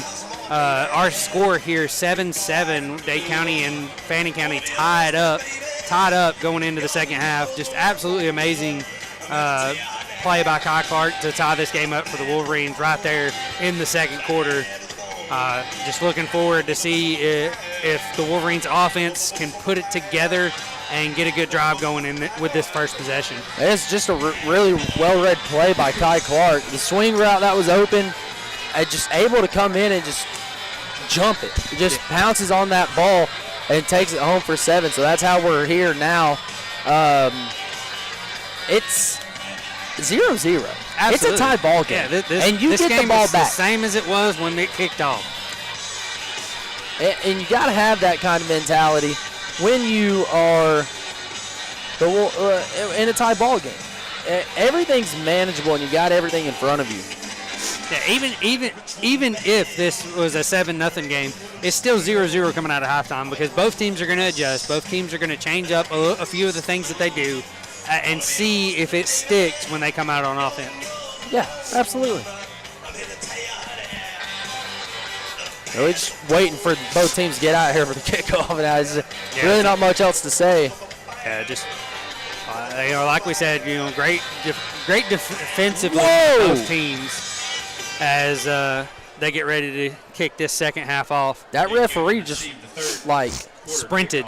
Wow, unbelievable speed. Well, he is the sideline judge. They've got to be fast because they got to run downfield with the. Well, the sideline judges that come to Dade County are not quite that way. Yeah. Got to be aware that an onside kick may come right here. It's something that some teams like to do, especially in a tie ball game. You want to get that ball back to your offense as quick as you can. Sharp, Garmany, and Number 3, the kicker for Matthew Ponton. I really thought he kicks just a called deep ball all the way down as it rolls inside the 10 and goes into the end zone for a touchback. Wolverine's going to take over first down and 10. Got to be careful with them kinds of kickoffs. Yeah, it almost took a Rebel bounce back inside, but luckily for the Wolverines, it does go into the end zone, and that's going to bring the ball up to the 25, right? Or no, 20. So, yeah. To the 20-yard line where the Wolverines take over first down and 10. High school don't have that kind of privilege. We're not them big leagues. Which makes no sense. Why would you have different rules for each level when it comes to where the kickoff that's a touchback goes? Because the game of football is different at every level. It really is. Surprised they haven't changed the way they kick off in general. As the Wolverines going to try the jet sweep to the right side of the field, and it's going to be met immediately. Good job by the Rebels just continuing to spread that ball, those jet sweeps all the way to the sideline and just give the Wolverines nothing downfield. That's how you defend them. Give the person on the sweep no space to run. Yeah, same thing they did in the first half. They just absolutely cutting off the edge and just running their defender straight to it. The Wolverines did gain 1 yard on the play. It is going to be second down and 9. A lot of open space between Duble and his quarterback right now as Harley Russell gets they fake it to Harley and give it to Colt Owens right up the middle. The read option right there, just again, the Wolverines deciding to run the ball and get a little bit extra this time. It's going to be third down and 7 for the Wolverines, though. This is not the down and distance you want to be in for your offense, especially the first drive of the quarter. As we have 10 minutes and 54 seconds left to go in the third, our score tied 7-7. Dade County with a third down and 7 opportunity right here as they're deep in their own territory at about the 24-yard line. Wynn going to send a man in motion. Takes the snap, fakes the handoff, looking downfield, throws it. Wide open is Duble as he gets the first down and more all the way out to the 40-yard line. Like that little play right there. Little scissor type deal, dig route, corner route. And all day for Wynn Garmity to sit back there and work through his progressions and find his open wide receiver.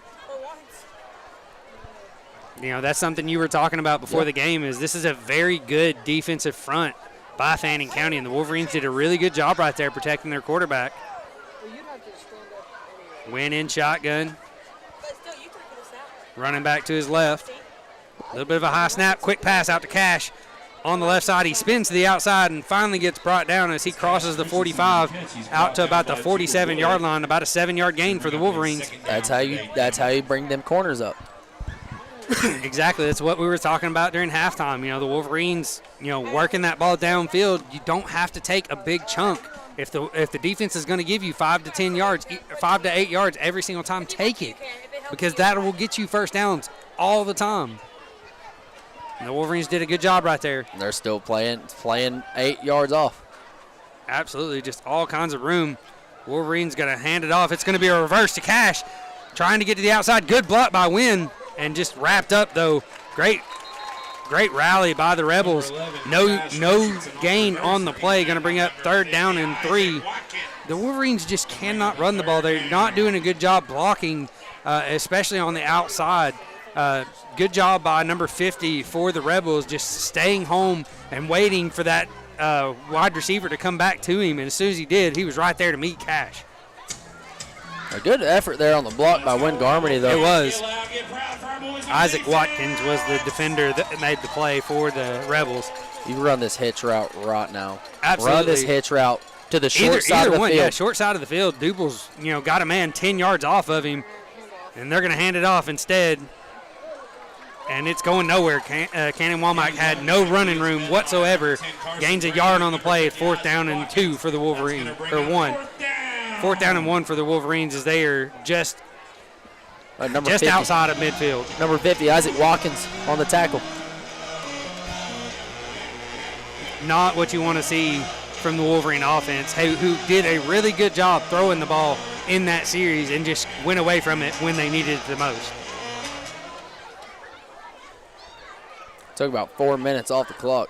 They did. Good possession, but unfortunately, a great punt I like that by kick. Carter Bradley. Put that ball way up in the air, and it's going to bounce all the way down to the 20-yard line, and that's where the Rebels are going to take over. 1st down and 10. We're going to send you guys to a 30-second break. Wolverine football here on K-Win.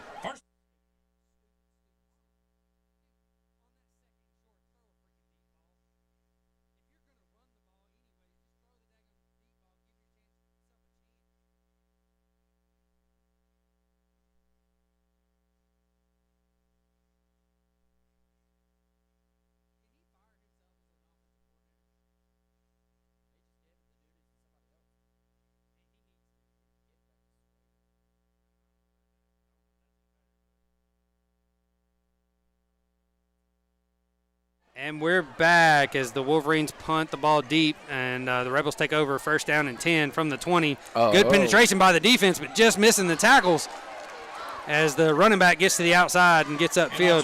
Cannot believe there was not a hold in the backfield right there or a block in the back. But that's going to bring up 2nd down and 1 for the Rebels after the 9-yard run. Colt Owens a little shaken up by the Wolverines right there. A little slow to get up. Wolverines got the backfield there, couldn't bring anybody down. Yeah, Jet Shavers with the pressure right there, as well as I do believe number 60, Trip Hill. Quick pass, and it is complete across the middle of the field and dragged down. A late flag comes in, very late. Probably going to have a man downfield right here as we wait for the call. Yep, ineligible man downfield. Another mistake by the Rebels offensive line. Going to erase that big gain in 1st down for the Rebels. Going to bring this ball all the way back to the 24-yard line. Going to be 2nd down and 6. Still be 2nd down for the Rebels. Now the Wolverines, doing a really good job. They just gotta connect with those defensive linemen getting into the backfield. Trap play. The Wolverines read it really well this time. Going to be a short gain on the play. I like that. give to Judah Wood. He's Looks like they're going to give him 58 3 yards on the play. It's going to be third down and 3 for the Rebels. Wolverines bringing in a couple of new defensive linemen. That's how you keep a defense fresh. Yeah, 6:27 left to go in the third quarter. Our score tied 7-7. Dade County might bring pressure right here. They don't. They play back. They wait, stay back and play. That's a hold. Quarterback going to run it on his own. He gets upfield. Wolverines trying to tackle him, and he spins free. They finally bring him down as he crosses the 40 down to the 41. Again, the Wolverines just not getting the love from the referees. They should have been what should have been a hold in the backfield doesn't get called, and O'Neal, great coverage downfield. O'Neal can't find anybody and makes a big play on his own as he runs it for a big gain for the Rebels. That's been something that they've done really well. Is O'Neal running with it, using his legs when there's nobody open. Wolverines gotta put a man on him and spy him in those passing situations. Bad play by Jet Shavers. Let his man push him to the inside and turned his back on the running back, and a huge run to the outside by Wood as he breaks it all the way down. Looks like to the 35-yard or 37-yard line after that big run. Stand your ground. Stand your ground. Jet just kind of got lost out there on his defensive end and gave up that edge, and as soon as he did, that's exactly where Wood went. If your tackle doesn't go down when you're reading your block, you just stand your ground. Get outside leverage. Another draw right up the middle, just pounding away at the Wolverine defense right now. They've got to find something to get into the backfield and make a play. Because right now the Rebels are just leaning on them. 6-yard gain on the play, going to bring up second down and 4 for the Rebels as they are just outside the 30-yard line. 5 minutes left to go in the third. Score still tied, 7-7. The defense got to come alive. Yep, absolutely. And they do. What a play by the defense right there. H. Garmany coming off the edge and absolutely plants the running back because O'Neal just decided, hey, you can have it, not me, and just gave it away, and he gets immediately hit for a big loss on the play. It's going to be third down and 9 for the Rebels. He handed it too late. He was trying to read it, but it didn't matter. The Wolverines had that play perfectly read, both sides. Because I do believe Kai Clark was wide open coming at him too. That's how fumbles happen. Yes, it is. O'Neal looking to throw. Quick pass. Incomplete.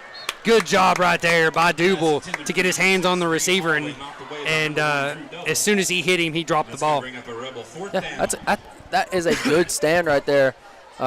Huge. Rebels going to go for it. Kind of in no man's range. Yeah, kind of in no man's land right here. 36-yard line. That puts you at about a 17. So you're looking at 53. Got to be smart right here if your defense watch for the hard count. And that's exactly what they tried, but the defense didn't jump. Good job, Wolverine defense. They're going to run the punt team on late. Just going to try to punt this ball. She's got 7 seconds on the play clock, too. Yeah, they're not going to get this play off. Probably try to give their punter a little bit more room to pin the Wolverines back deep. Play clock's dead. And there's the penalty. Okay. I don't hate it either. I get it. Yeah. But as they take the penalty, we're going to send you guys to a 30-second break. Wolverine football here on K-Win.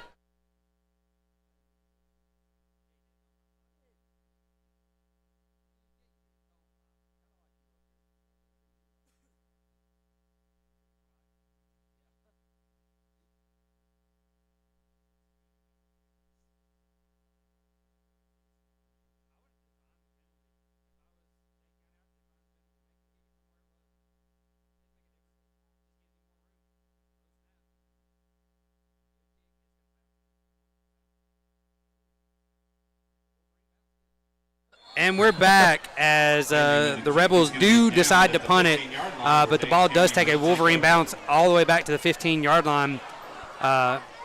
Good punt right there by the Rebels, but unfortunate for them, that ball took a backspin and the gunner down there just missed it. to get it inside the 10-yard line.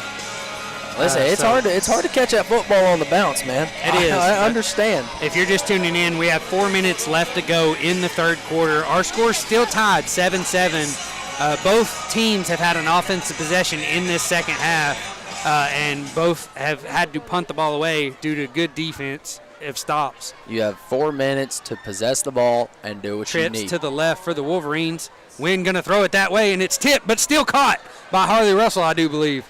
I don't know. No, not Harley. That's number 5. Bryson Bethune with the reception for the Wolverines. Going to be about a 7-yard gain on the play. Or if you're the PA announcer, Bryson Bethune. He really enunciated. Bethune. He really enunciated that. Yeah. Either way, that's going to set the Wolverines up with a 2nd down and 2 after the quick pass. I don't know if that was really even intended for Bethune. I don't think it was. I think it was intended to the closest receiver, but it bounced right to him. This time the Wolverines going to hand it off, and of course it is met immediately in the backfield. At some point, you have to trust your quarterback and let him throw the ball. You cannot be continuing to do this. The defense has literally eaten your running game alive, and you're continuously trying to beat a dead horse as it is losing you yards. Now it's 3rd down and 4 for the Wolverines. You had a chance right there. It's 2nd and short. Take a deep shot. You go play action on it. That's what you have to do. You have to make that defense respect your wide receivers. Right now, all you've shown them is short passes. Throw that ball deep, and you get a chance to back them away. Wolverines send a man in motion. Going to throw the ball out that way. I can't tell if that's H or who it was with the reception, but it's only going to be about a 1 game on the play. Now it's Cannon Womack with the reception. But, again, the Wolverines they get a great first down play, and then they literally start running the ball right up the middle, and it goes nowhere. That just an extension of the run play right there, a little swing pass to the running back to the outside, but read really well by the Rebels. You've got to let your receivers push the ball down the field. It's worked when you've done it. You've got to continue to use that success. Now the Wolverines going to have to punt with 2 minutes left to go in the third. A little bit of a low snap. Carter Bradley gets it off, and it's a bad kick. Bounces at the 50 and then right at the 48-yard line when it goes out of bounds. And that's where the Rebels are going to take over. There's a first flag. Down and 10. There's a flag. There's a flag way downfield. That's typically in the area of holding. As we wait for the call.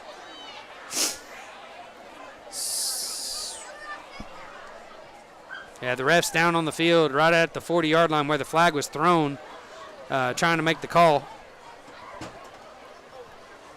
Personal foul on the Rebels. Personal foul, targeting against the Rebels. What? Somebody's about to get ejected.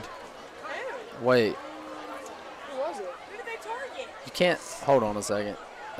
Wait. There's a targeting call. First and 25. You just move the sticks back, but That's typically an ejection. I'm a little puzzled. No, on It's Dade. going to be a targeting against Dade County. Who'd they target? I didn't see him hit nobody. Rebels are going to start first down. That gives the Rebels great field position, as that was going to bring this ball all the way inside the 40-yard line. The Rebels going to have it at the 37. I would really like to know who. I would love to see who hit somebody because I didn't see anybody I didn't either. hit anyone. That's typically an ejection if you get called for targeting, so I'm not sure who it was. I don't think they make it an ejection in high school. I think it's because we don't have the technology to review. I could be wrong, though. Right back to the run game for the Rebels.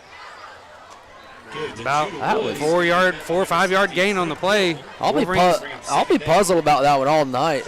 Did you see anything on I that didn't. punt? I did not. I was watching the ball, so I did not pay attention to the players out there on the field. I'll go and go watch the film for it next week, and I'll see if I can get something out of Coach Post and to see if I can. Figure out who that was called on and what actually happened. Yeah. But that's going to be second down and 5 for the Rebels. It's going to be a fake run, That's looking a downfield hold. to throw. And it's caught. What a play by the wide receiver, number 1 for the Rebels, Braden Walker. high pointing that ball. Great defense again by Hayden Dunn. It was great coverage. In great position, just unfortunately unable to knock that ball out of Walker's hands as he comes up for it, goes up for it, catches it in the end zone for a touchdown.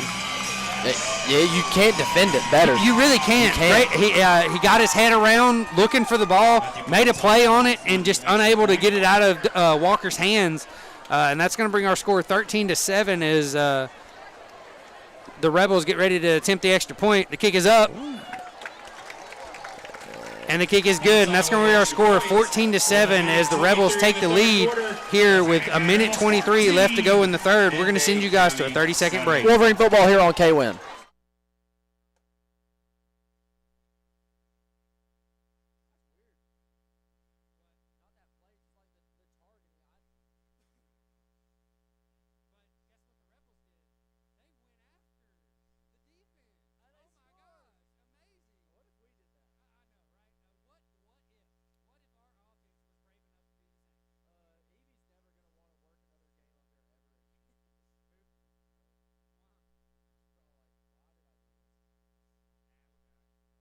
Entertaining. And we're back as the Rebels just take the lead 14-7 with 1:23 left to go in the third quarter.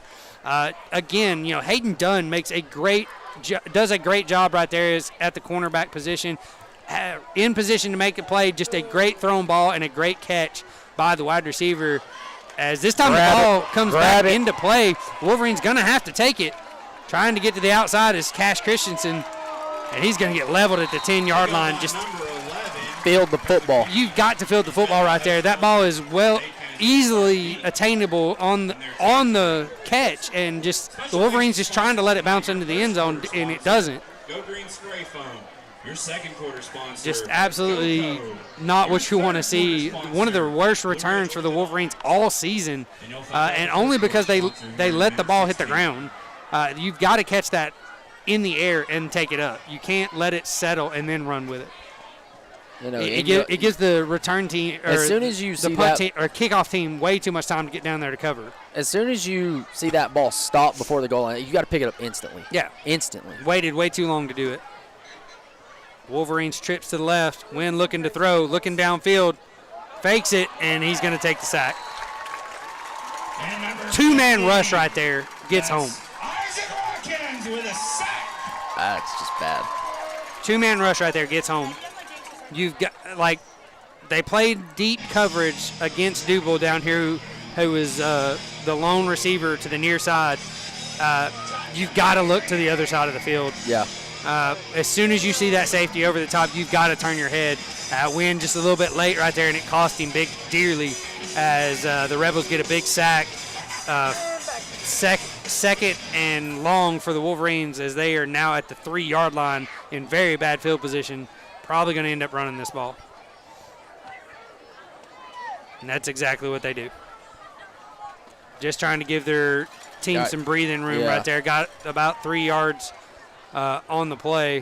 Going to bring up third down and 15 or 17 for the Wolverines. Actually 18, sorry. Ladies and gentlemen, pizza, burgers, dogs, and fries are now $1. All right, let the quarter run down. And walking tacos are half off. Can't find a better deal than third down and for that. Very long for the Wolverines as the quarter expires. Our score 14-7 with the Rebels taking the lead. We're going to send you guys to a 60-second break. Wolverine football here on K-Win.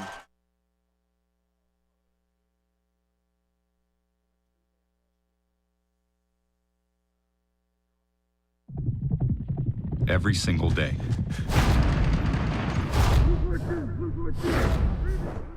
Every single day. Every single day.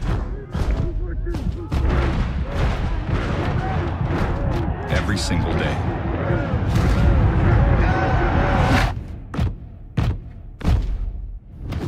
No matter what.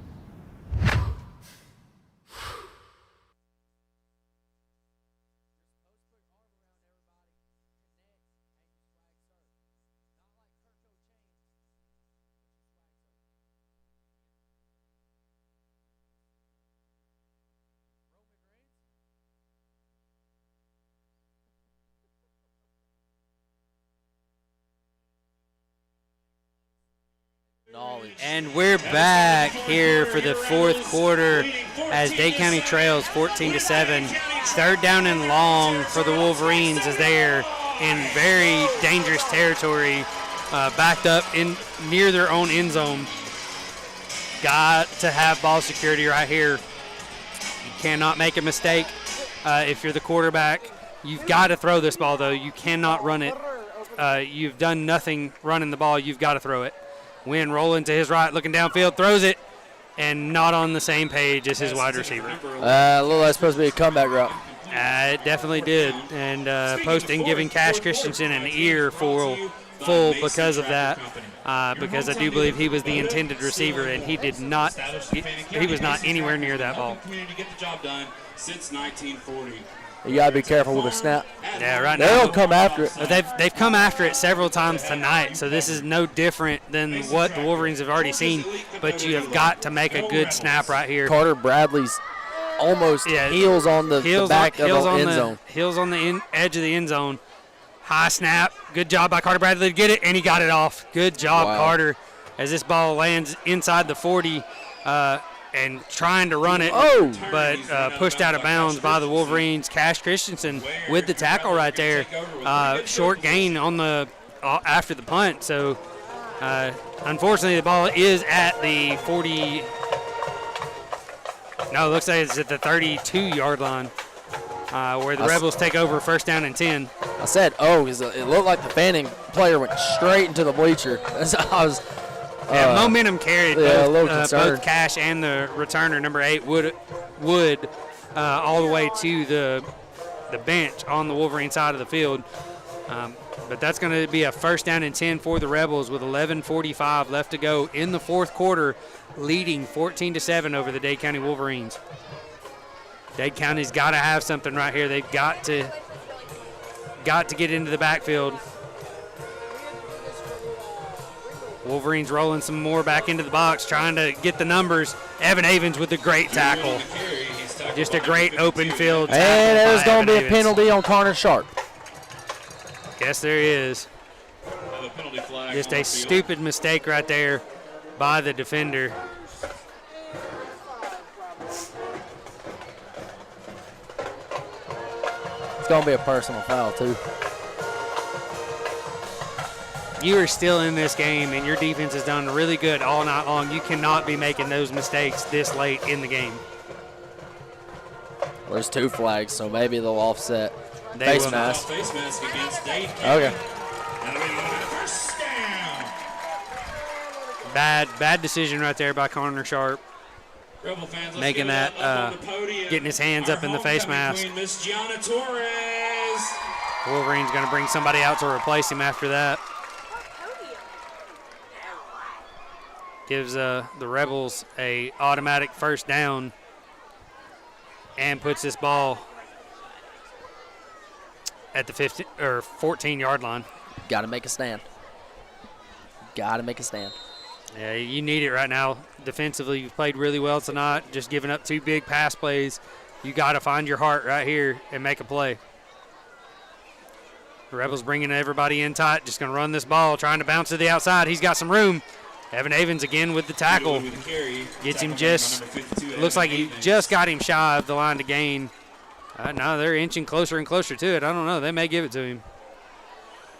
If they don't, it's second down and inches for the Rebels as they get to the 5-yard line.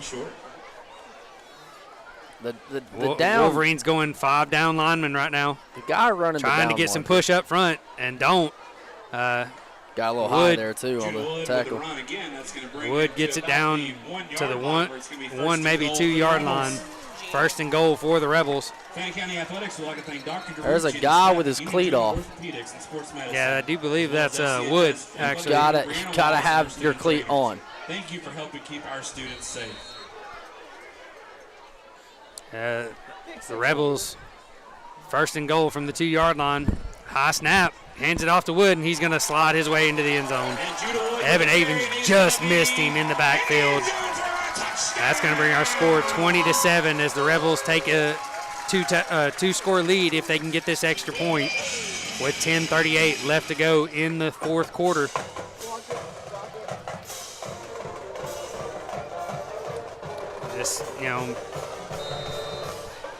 bad execution offensively, put your defense with their backs against the wall, and just unfortunate with a personal foul or a face mask giving the Rebels even more, getting them closer and closer, and a late flag, 2 late flags. We're going to check this penalty.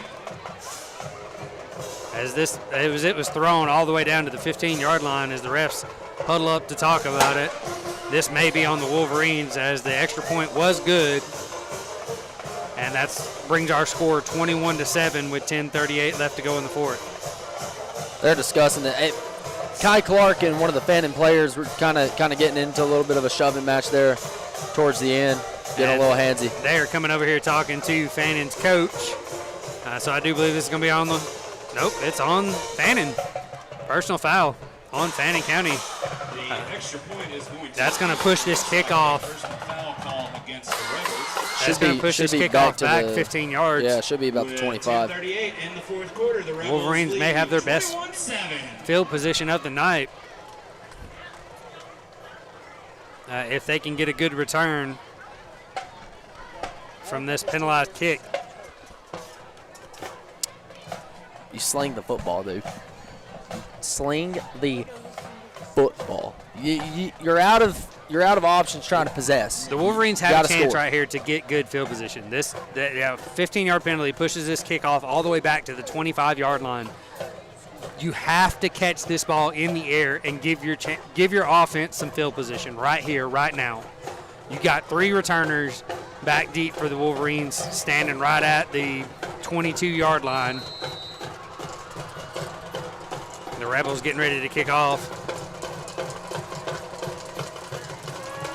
And it is a good kick all the way down to the 25-yard line. Cash Christensen gets it, making his way upfield all the way up to the 39-yard line. Wolverines take over, first down and 10. They should have broke that right. We'll take it. This is Wolverines' best field position off from the kickoff, so got an opportunity right here. You have to capitalize. You've got to do something offensively. You've got to give your defense a rest. But the problem is you can't give them too much of a rest. You do kill a lot of time trying to do that. You got 10:33, 2 timeouts. You got plenty of time on the board. I got 3 timeouts. Yeah, 3 timeouts. Win Garmany in shotgun. Takes the snap, looking downfield, throws a quick pass, and he's got a wide open H. Garmany across the middle of the field. It's a foot race. Beautiful pass. He might make it. He's going to take it. Touchdown, H. Garmany. Exactly what we were waiting for this offense to do. What a play from Win Garmany to H. Garmany. Little post route right across the middle of the field. And it is a foot race for H. Garmany as he takes it all the way in for a Wolverine touchdown. Right, that is exactly what that offense needed. He passed the backer. Win Garmany puts it on the line, which you have to put enough air to get it over the linebacker. But you put it great throw, great catch, great run, touchdown, Dade County. And that's all that matters. As they get ready to kick the extra point, our score 13-21 with 10 minutes and 23 seconds. 10 seconds off the clock with that play for the Wolverines. Carter Bradley's kick is up. It's good. And it is good. And that's going to bring our score 14-21. Dade County still in this game, and they have life. We're going to send you guys to a 30-second break. Wolverine football air on K-Win.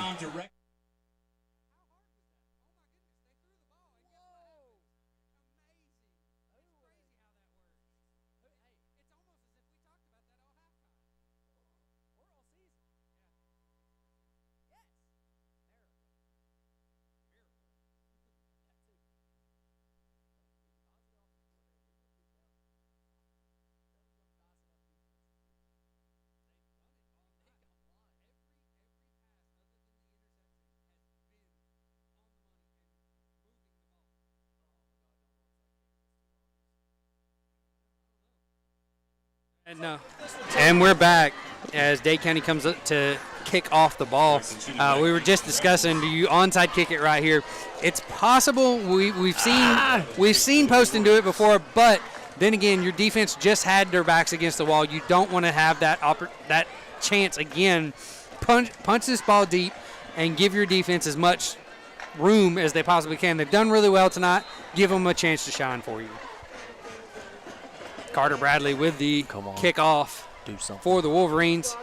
And he is going to boot it deep, way over the head of the return man, who thought it was going to go shallow too. But good job, Carter Bradley, putting that ball out of reach. That's going to give Fannin a 1st and 10 from the 20. They've got to go 80 yards. There's 10:23 left to go on the clock. Dade County with a big score on that last offensive possession. Now they need some love from their defense. They've got to get back to form that they were in the first half. Absolutely.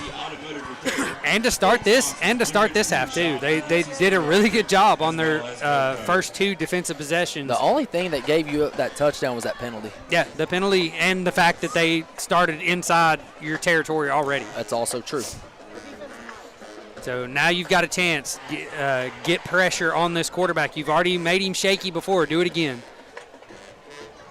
As Fannin sends a man in motion, just going to run the ball right up the middle, and it's met by H. Garmany for a short gain on the play. That's exactly what you have to do. You have to fill those holes. Make this team throw the ball against you. 2nd and 8 for the Rebels. Good job right there by H. Garmany, filling from his linebacker position, stopping that ball as quick as he could. The Rebels trying to take as much time away on this clock as they can. Don't want to get too conservative, especially after that quick score from the Wolverines, but we'll see. Sends a man in motion, trying to get the numbers on the inside. Going to fake the handoff, quick screen to the outside. H. Garmany beats the man, but again, just misses the tackle, and you're right, a hold 100% or a block in the back at least. As H. Garmany fought off the wide receiver and just missed the tackle for a loss. For sure a hold. H did kind of shed it a little bit. Receiver still had some jersey there. But that's going to give the Rebels a 1st down after the missed tackle by H. Garmany. The receiver just refusing to go down. Fannin sends a man in motion. Wolverines stack the box. Here they come. Good run by Fannin, number 42, just ducking his head and trying to run people over. Cason Bailey. That's another flag. We'll see if it's on the Rebels. Yeah, Their late. coach ain't happy, so it looks like it is. Or maybe it's better not be on the Wolverines. You cannot No, make it is definitely on the Rebels. One of their teammates is walking away, shaking his head, very upset. And he's coming off the field. I wonder if he just got ejected. He may have. I missed the call. That or just they haven't made the call yet. He did. He just unsportsmanlike conduct on number 64 for the Rebels. Can't be Noah Burnett. Can't be saying what you're saying, and you cannot be doing unnecessary stuff. Yeah, but they took him straight off the field. So I don't know what exactly happened, but he is out for this play, and that's one of their starting offensive linemen. If I'm the Wolverines, I attack that right here, right now. You just put them in a 2nd and 21. Go after them. Handoff right up the middle. Good job by the linebackers to make a play right there. I don't know if the guy running the down marker is just like ahead of himself, because that's saying 1st down. That says 3rd down. There it is. Now we go. Now we're matched up. There we go. 3rd down and 15. So scorekeeper's 3rd and 14. behind. 3rd and 14 for the Rebels. Dade County trying to get the ball back. 8:16 left to go in the 4th quarter. Wolverines trail 21-14. Guy running the scoreboard is behind. Wolverines got to stay back in coverage right here. The Rebels may potentially try to hit this deep ball. Going to fake the screen, and that's exactly what they're doing. They're looking downfield. Wide open wide receiver has to come back for it, and he makes the catch. And that's going to be a 1st down. Wolverines lost a man in coverage. The quarterback rolls out. Sometimes you pull that safety. I do believe that's number 28 for the Wolverines. Got lost in the coverage. That's Caden Hubbard. Yeah, Braden Walker was the one on the reception. Yeah, Braden Walker with the reception and a 1st down for the Rebels. It's going to be 7:37 left to go in the game. Wolverines trail by 7. Handoff right up the middle. Wolverines wrap him up and almost got that ball out. Going to bring him down for about a 3-yard gain on the play. Dade County defenders. It's going to bring up 2nd and 7. Second down for the Rebels. Rebels just trying to bleed this clock. Wolverines got to find it right here on defense. Got to make a big play right here. Had an opportunity on that last set of downs and just gave up that big pass. You've got to get into the face of that quarterback. You can't let him just sit back there and have all day. Wolverines in a 4-3 defense right now. A deuce formation for the Rebels. Yeah, Rebels just taking all the time that they can. Late snap and the ball's on the ground. O'Neal running, trying to get to the outside, and he's going to be hit and pushed out of bounds. He's going to gain about 2 yards on the play. Cash Christensen on the tackle for the Wolverines. It's a nice setback for the Wolverines to. Yeah, wish that ball would have kept rolling, but good job by O'Neal to pick it up and make something out of nothing. Or he just struggled to pick it up. Yeah. That would have been a good one too. 3rd and 5 for the Rebels. Come on, Dade County, you got to have a stop right here. Dial up your best blitz, zone blitz right here. Somebody's got to make that quarterback uncomfortable back there. Trips to the left for the Rebels. A rollback double here, and now you have 2 high for the Wolverines. Don't want to give up that big pass, and here comes the blitz by Colton Owens. Off the edge, he's coming from behind. They're trying to get to the outside. O'Neal going to run it himself, and he's going to be hit by H. Garmany. What a play by the Wolverines right there. Absolutely shut down the passes, great coverage downfield, and great pursuit by the defensive front 7. Absolutely great job by Colton Owens to make that difficult for O'Neal on the backside. They were trying to sneak out their running back for a screen on this backside, but great defense by the Wolverines gets the stop. We have 6 minutes left to go in the 4th quarter. Dade County trails 21-14 right now. Very well defended. Good snap this time, but a bad punt. It is very Leave short. Get Leave out of the it. way. Get out of the way. Okay, good job by the Wolverines. That ball's going to land at the 30-yard line, and that's where the Wolverines are going to take over. 1st down and 10. We're going to send you guys to a 30-second break. Wolverine football here on KWIN.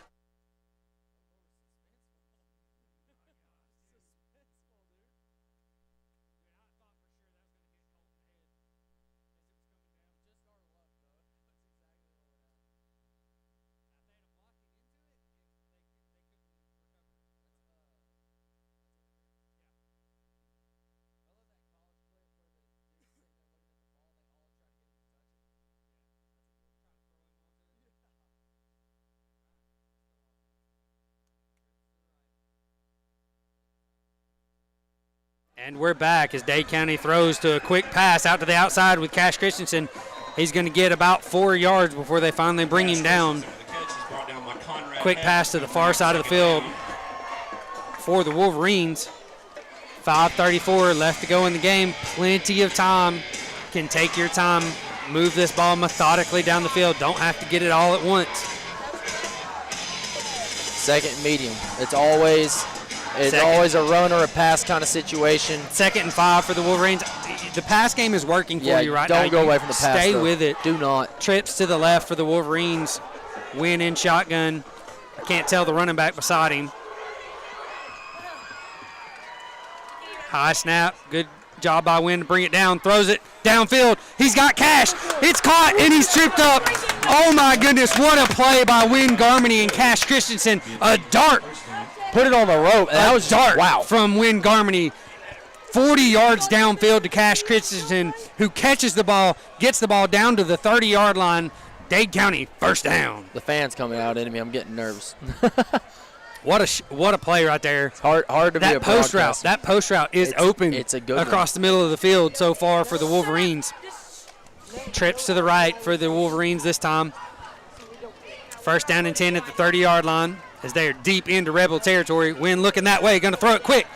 And right through Cash's hands as it hits him in the face mask. Gotta look the ball in. Oh, he had at least 3-4 more yards if he catches that ball because the defense was playing well off of him after that big pass. Been playing off of it a lot tonight. Oh, just heartbreaking look- right there for Cash as he just made a great play and turned around and made a bonehead play. Gotta look the football in. Gotta look the football in. Trips to the right again for the Wolverines. I see a huge size mismatch down here with Double He's playing zone. with Braden Walker. But instead, they're going to throw to the right. Quick pass out to, I do believe that's Harley Russell. He's going to catch it and be pushed out of bounds. About a 5-yard gain, going to bring up 3rd and 5. No, 3rd and 6 for the Wolverines. In 4-down territory for sure.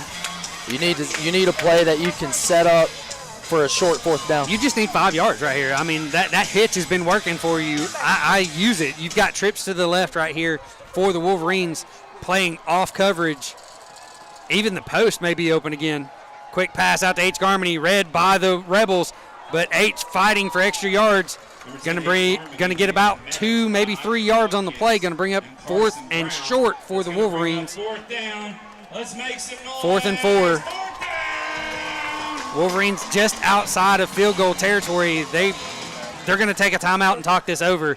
And as they take a timeout, we're going to send you guys to a 30-second break. Wolverine football here on K-Win. Every single day.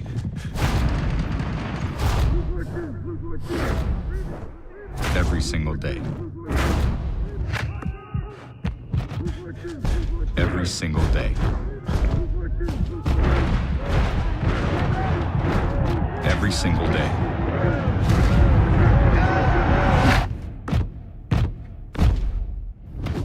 No matter what.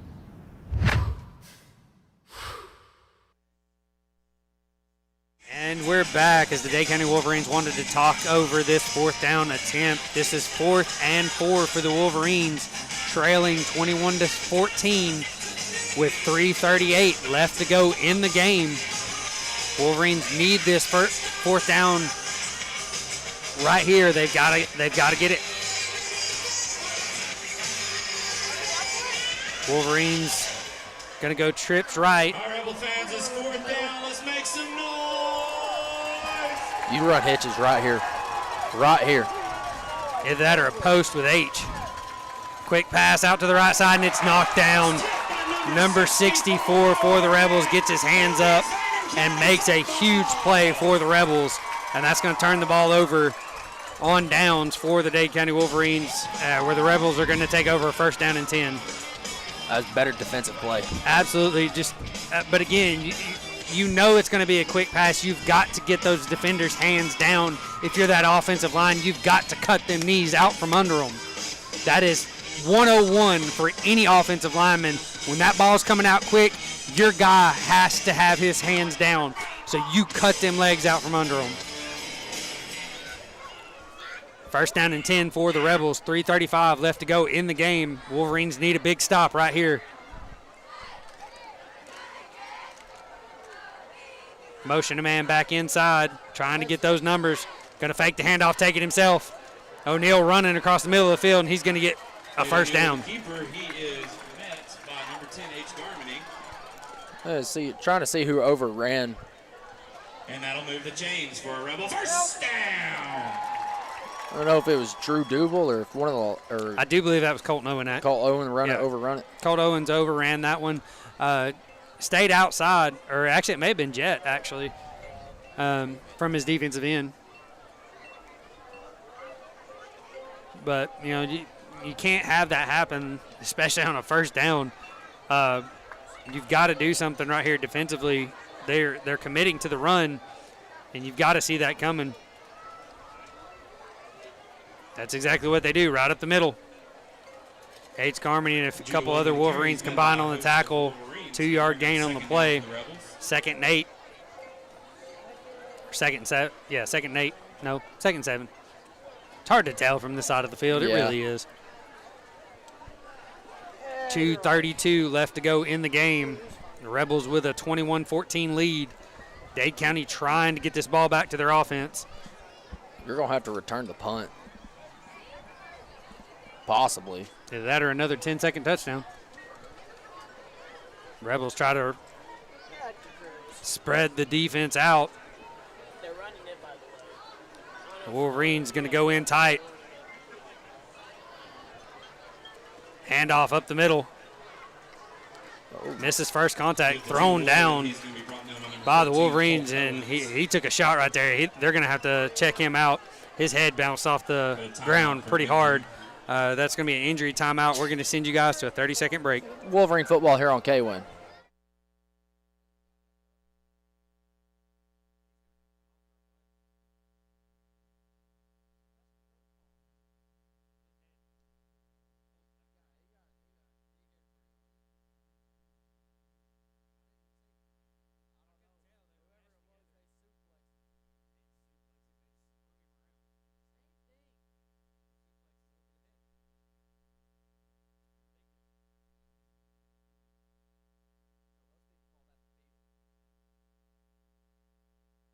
And we're back as Judah Wood was the man who was injured on the play. He does have to come out for one play. All right, Rebel fans. Third down and 3 for the Rebels. Dade County got to find it right here. 1:57 left to go in the game. Need a third down stop right here for the Wolverine defense. Here they come. They're coming after it. O'Neal going to run it himself, getting to the outside, and he's got the first down and more. Holding. There's going to be a holding. There is a flag on the field. Rebel first down. We're going to check this flag, though. Very late flag, but in the area of holding. Against the Rebels. Huge break for the Wolverines as they lost containment on the right side of the field. And O'Neal was able to get out and get the first down, but the penalty flag going to bring them all the way back. That's how they won the region championship. To the 41-yard line. Wolverines broke contain. Linebacker missed the fill, and they took a read option to the house. It's crazy that ball went right back to the original line of scrimmage. So the guy on the down marker and this guy running the scoreboard have had all sorts of communications problems. They're either a down ahead or a down behind. 3rd and 3 for the Rebels. The Wolverines, everybody in tight. They're going trips to the near side of the field, or the far side of the field for the Rebels. And the Rebels do not like the way they were lined up. Coach going to take a timeout. With 1:47 left to go in the ball game. Our score, Fannin County 21, Dade County 14. Dade County with a big need for a stop right here. We're going to send you guys to a 30-second break. Wolverine football here on K-Win.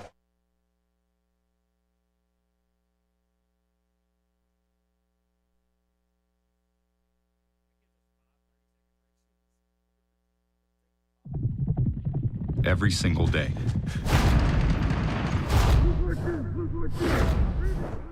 Every single day. Every single day. Every single day.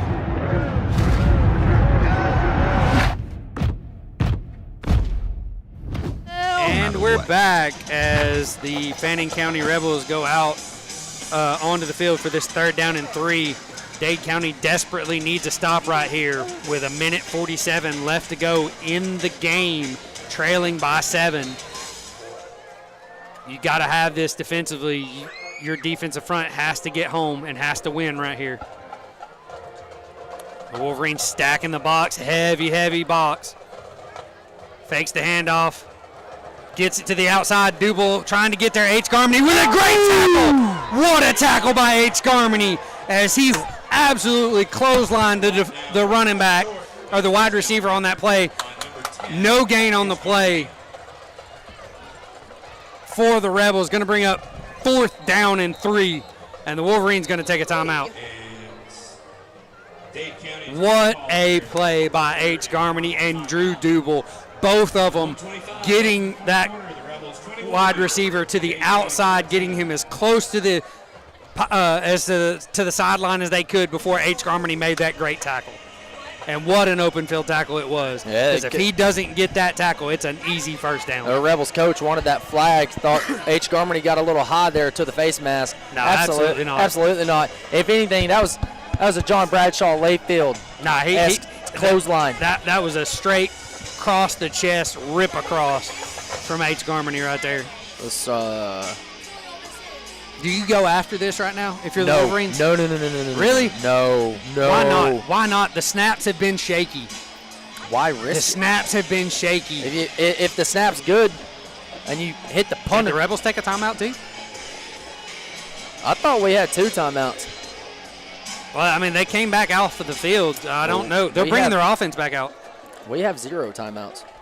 They're bringing the offense back out. The Rebels, H. Fourth Garmany and- needs to hurry up. 4th and 2, trying to get the Wolverines to jump.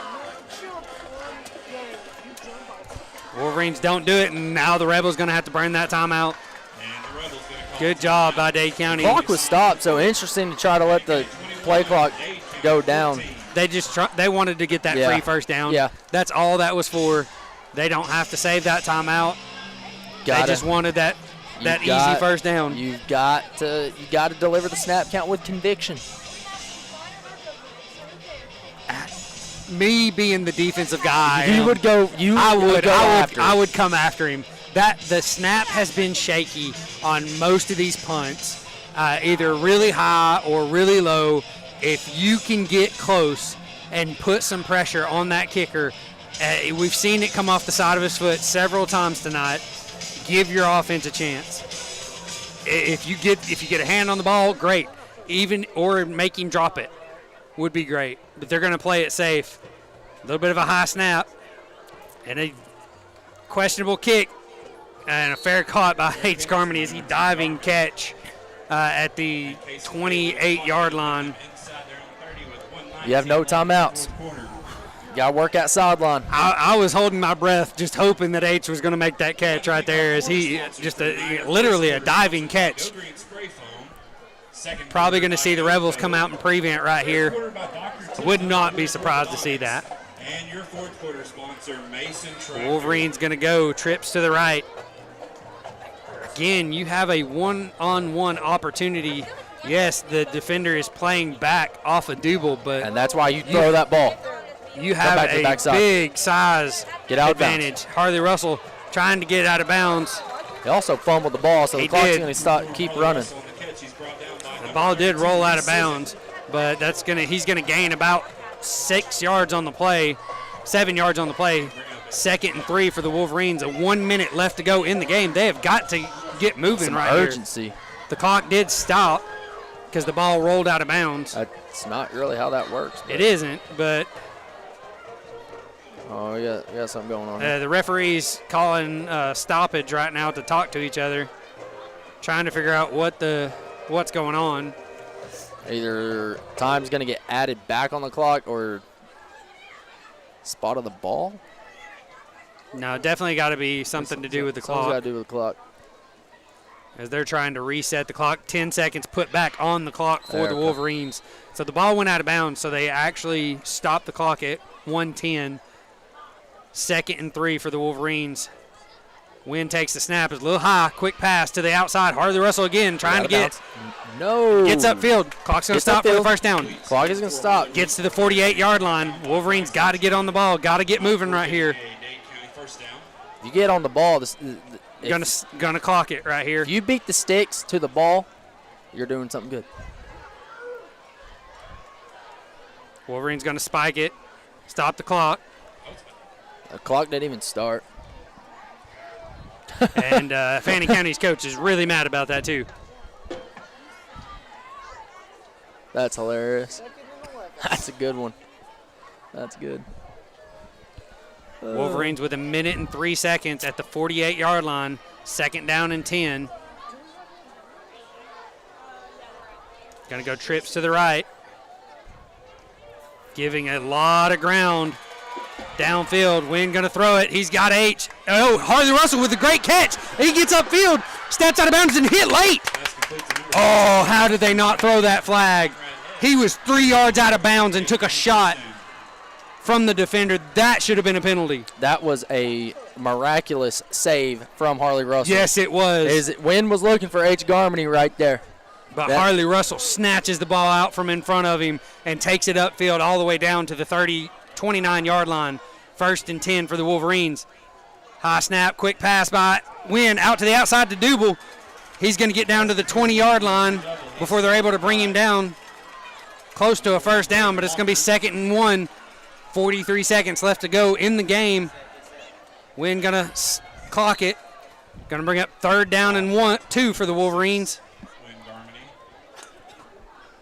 Wolverines going to get a play in right here. Oh, I'm nervous. This field's starting to condense now. The Rebels are not going to be able to play this off on these wide receivers. You've got a bunch of tall receivers. 3rd and 2 for the Wolverines. Wynn in shotgun. 2 receivers to each side. A little bit of a high snap. Wynn looking downfield. Rolling to his right. Trying to find somebody downfield. He's going to throw it to the back corner of the end zone. Good job by Cash Christensen to make a defensive play right there to get that ball out of the defender's hands. Try to run that ball or throw it away. Should have ran it, got the first down. Now it's 4th and 2 for the Wolverines with 27 seconds left to go. Live to see another day. Get that first down. Give your offense an opportunity. Get the first down, get out of bounds. You have 4 new downs. Now you have to get this 4th down. Get loud, Rebel fans. Get loud, Rebel fans. Get loud. As the Wolverines with a chance right here. 4th and 2, 27 seconds left to go in the game. High snap. Throw it. Wynn drops back to pass, looking across the field, throws it to the middle. Caught by H. Garmany. First down for Dade County. He lobbed that too much. Yes, he did, but it's still good hands by H. Garmany to come down with it. 20 seconds left to go in the game. First down and 10 for the Wolverines. Clock by Wynn. 17 seconds left to go in the game. Dade County trails by 7 at the 11-yard line. Can still get a first down right here. 2nd and 10 for the Wolverines. Fannin County going to take a timeout. Do not like the way their defense is playing right now. You diagnosed something good here. The Wolverines doing a really good job on this drive, just methodically working their way down the field. Now they've got to capitalize. They've got to finish this drive strong. What do you think? What do you think you do? The last play, the crossing routes, same play. Same play. Let one man set in the middle and have crossers behind him. I was going to say run double slant. That'd work too. It depends on if they go trips or not. Well, I was going to say they're going trips. I was going to say if those corners are playing off. They're going trips, stack, bunch. Tight.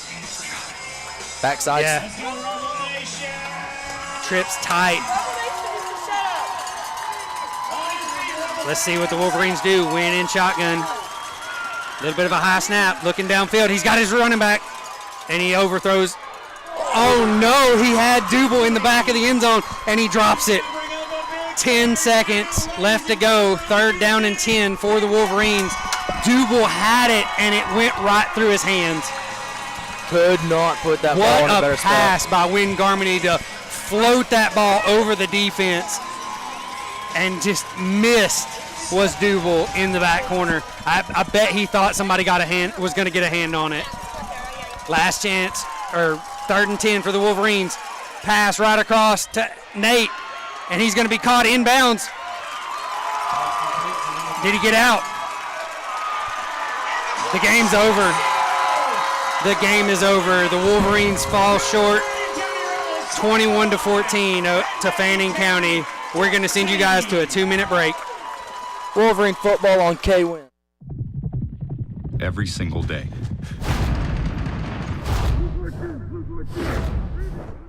Every single day.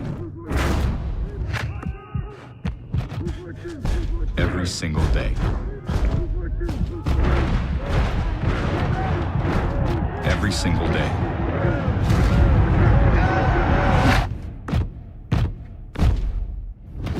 No matter what.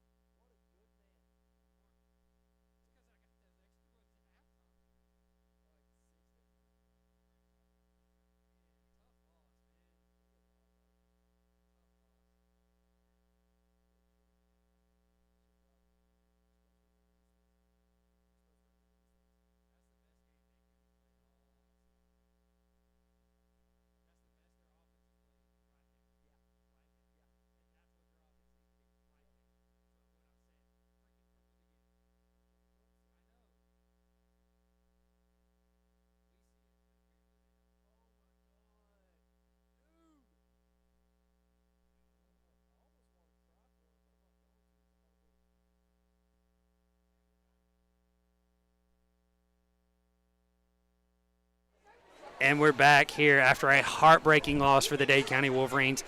Opportunity right there at the very end to tie this game up and send it into overtime. The ball thrown short, reminiscent of the Georgia-Alabama game in 2012 SEC Championship. Ball gets thrown short, clock runs out, the game is over. Unfortunate for the Wolverines, who fought very well all the way to the very end of this game. Just a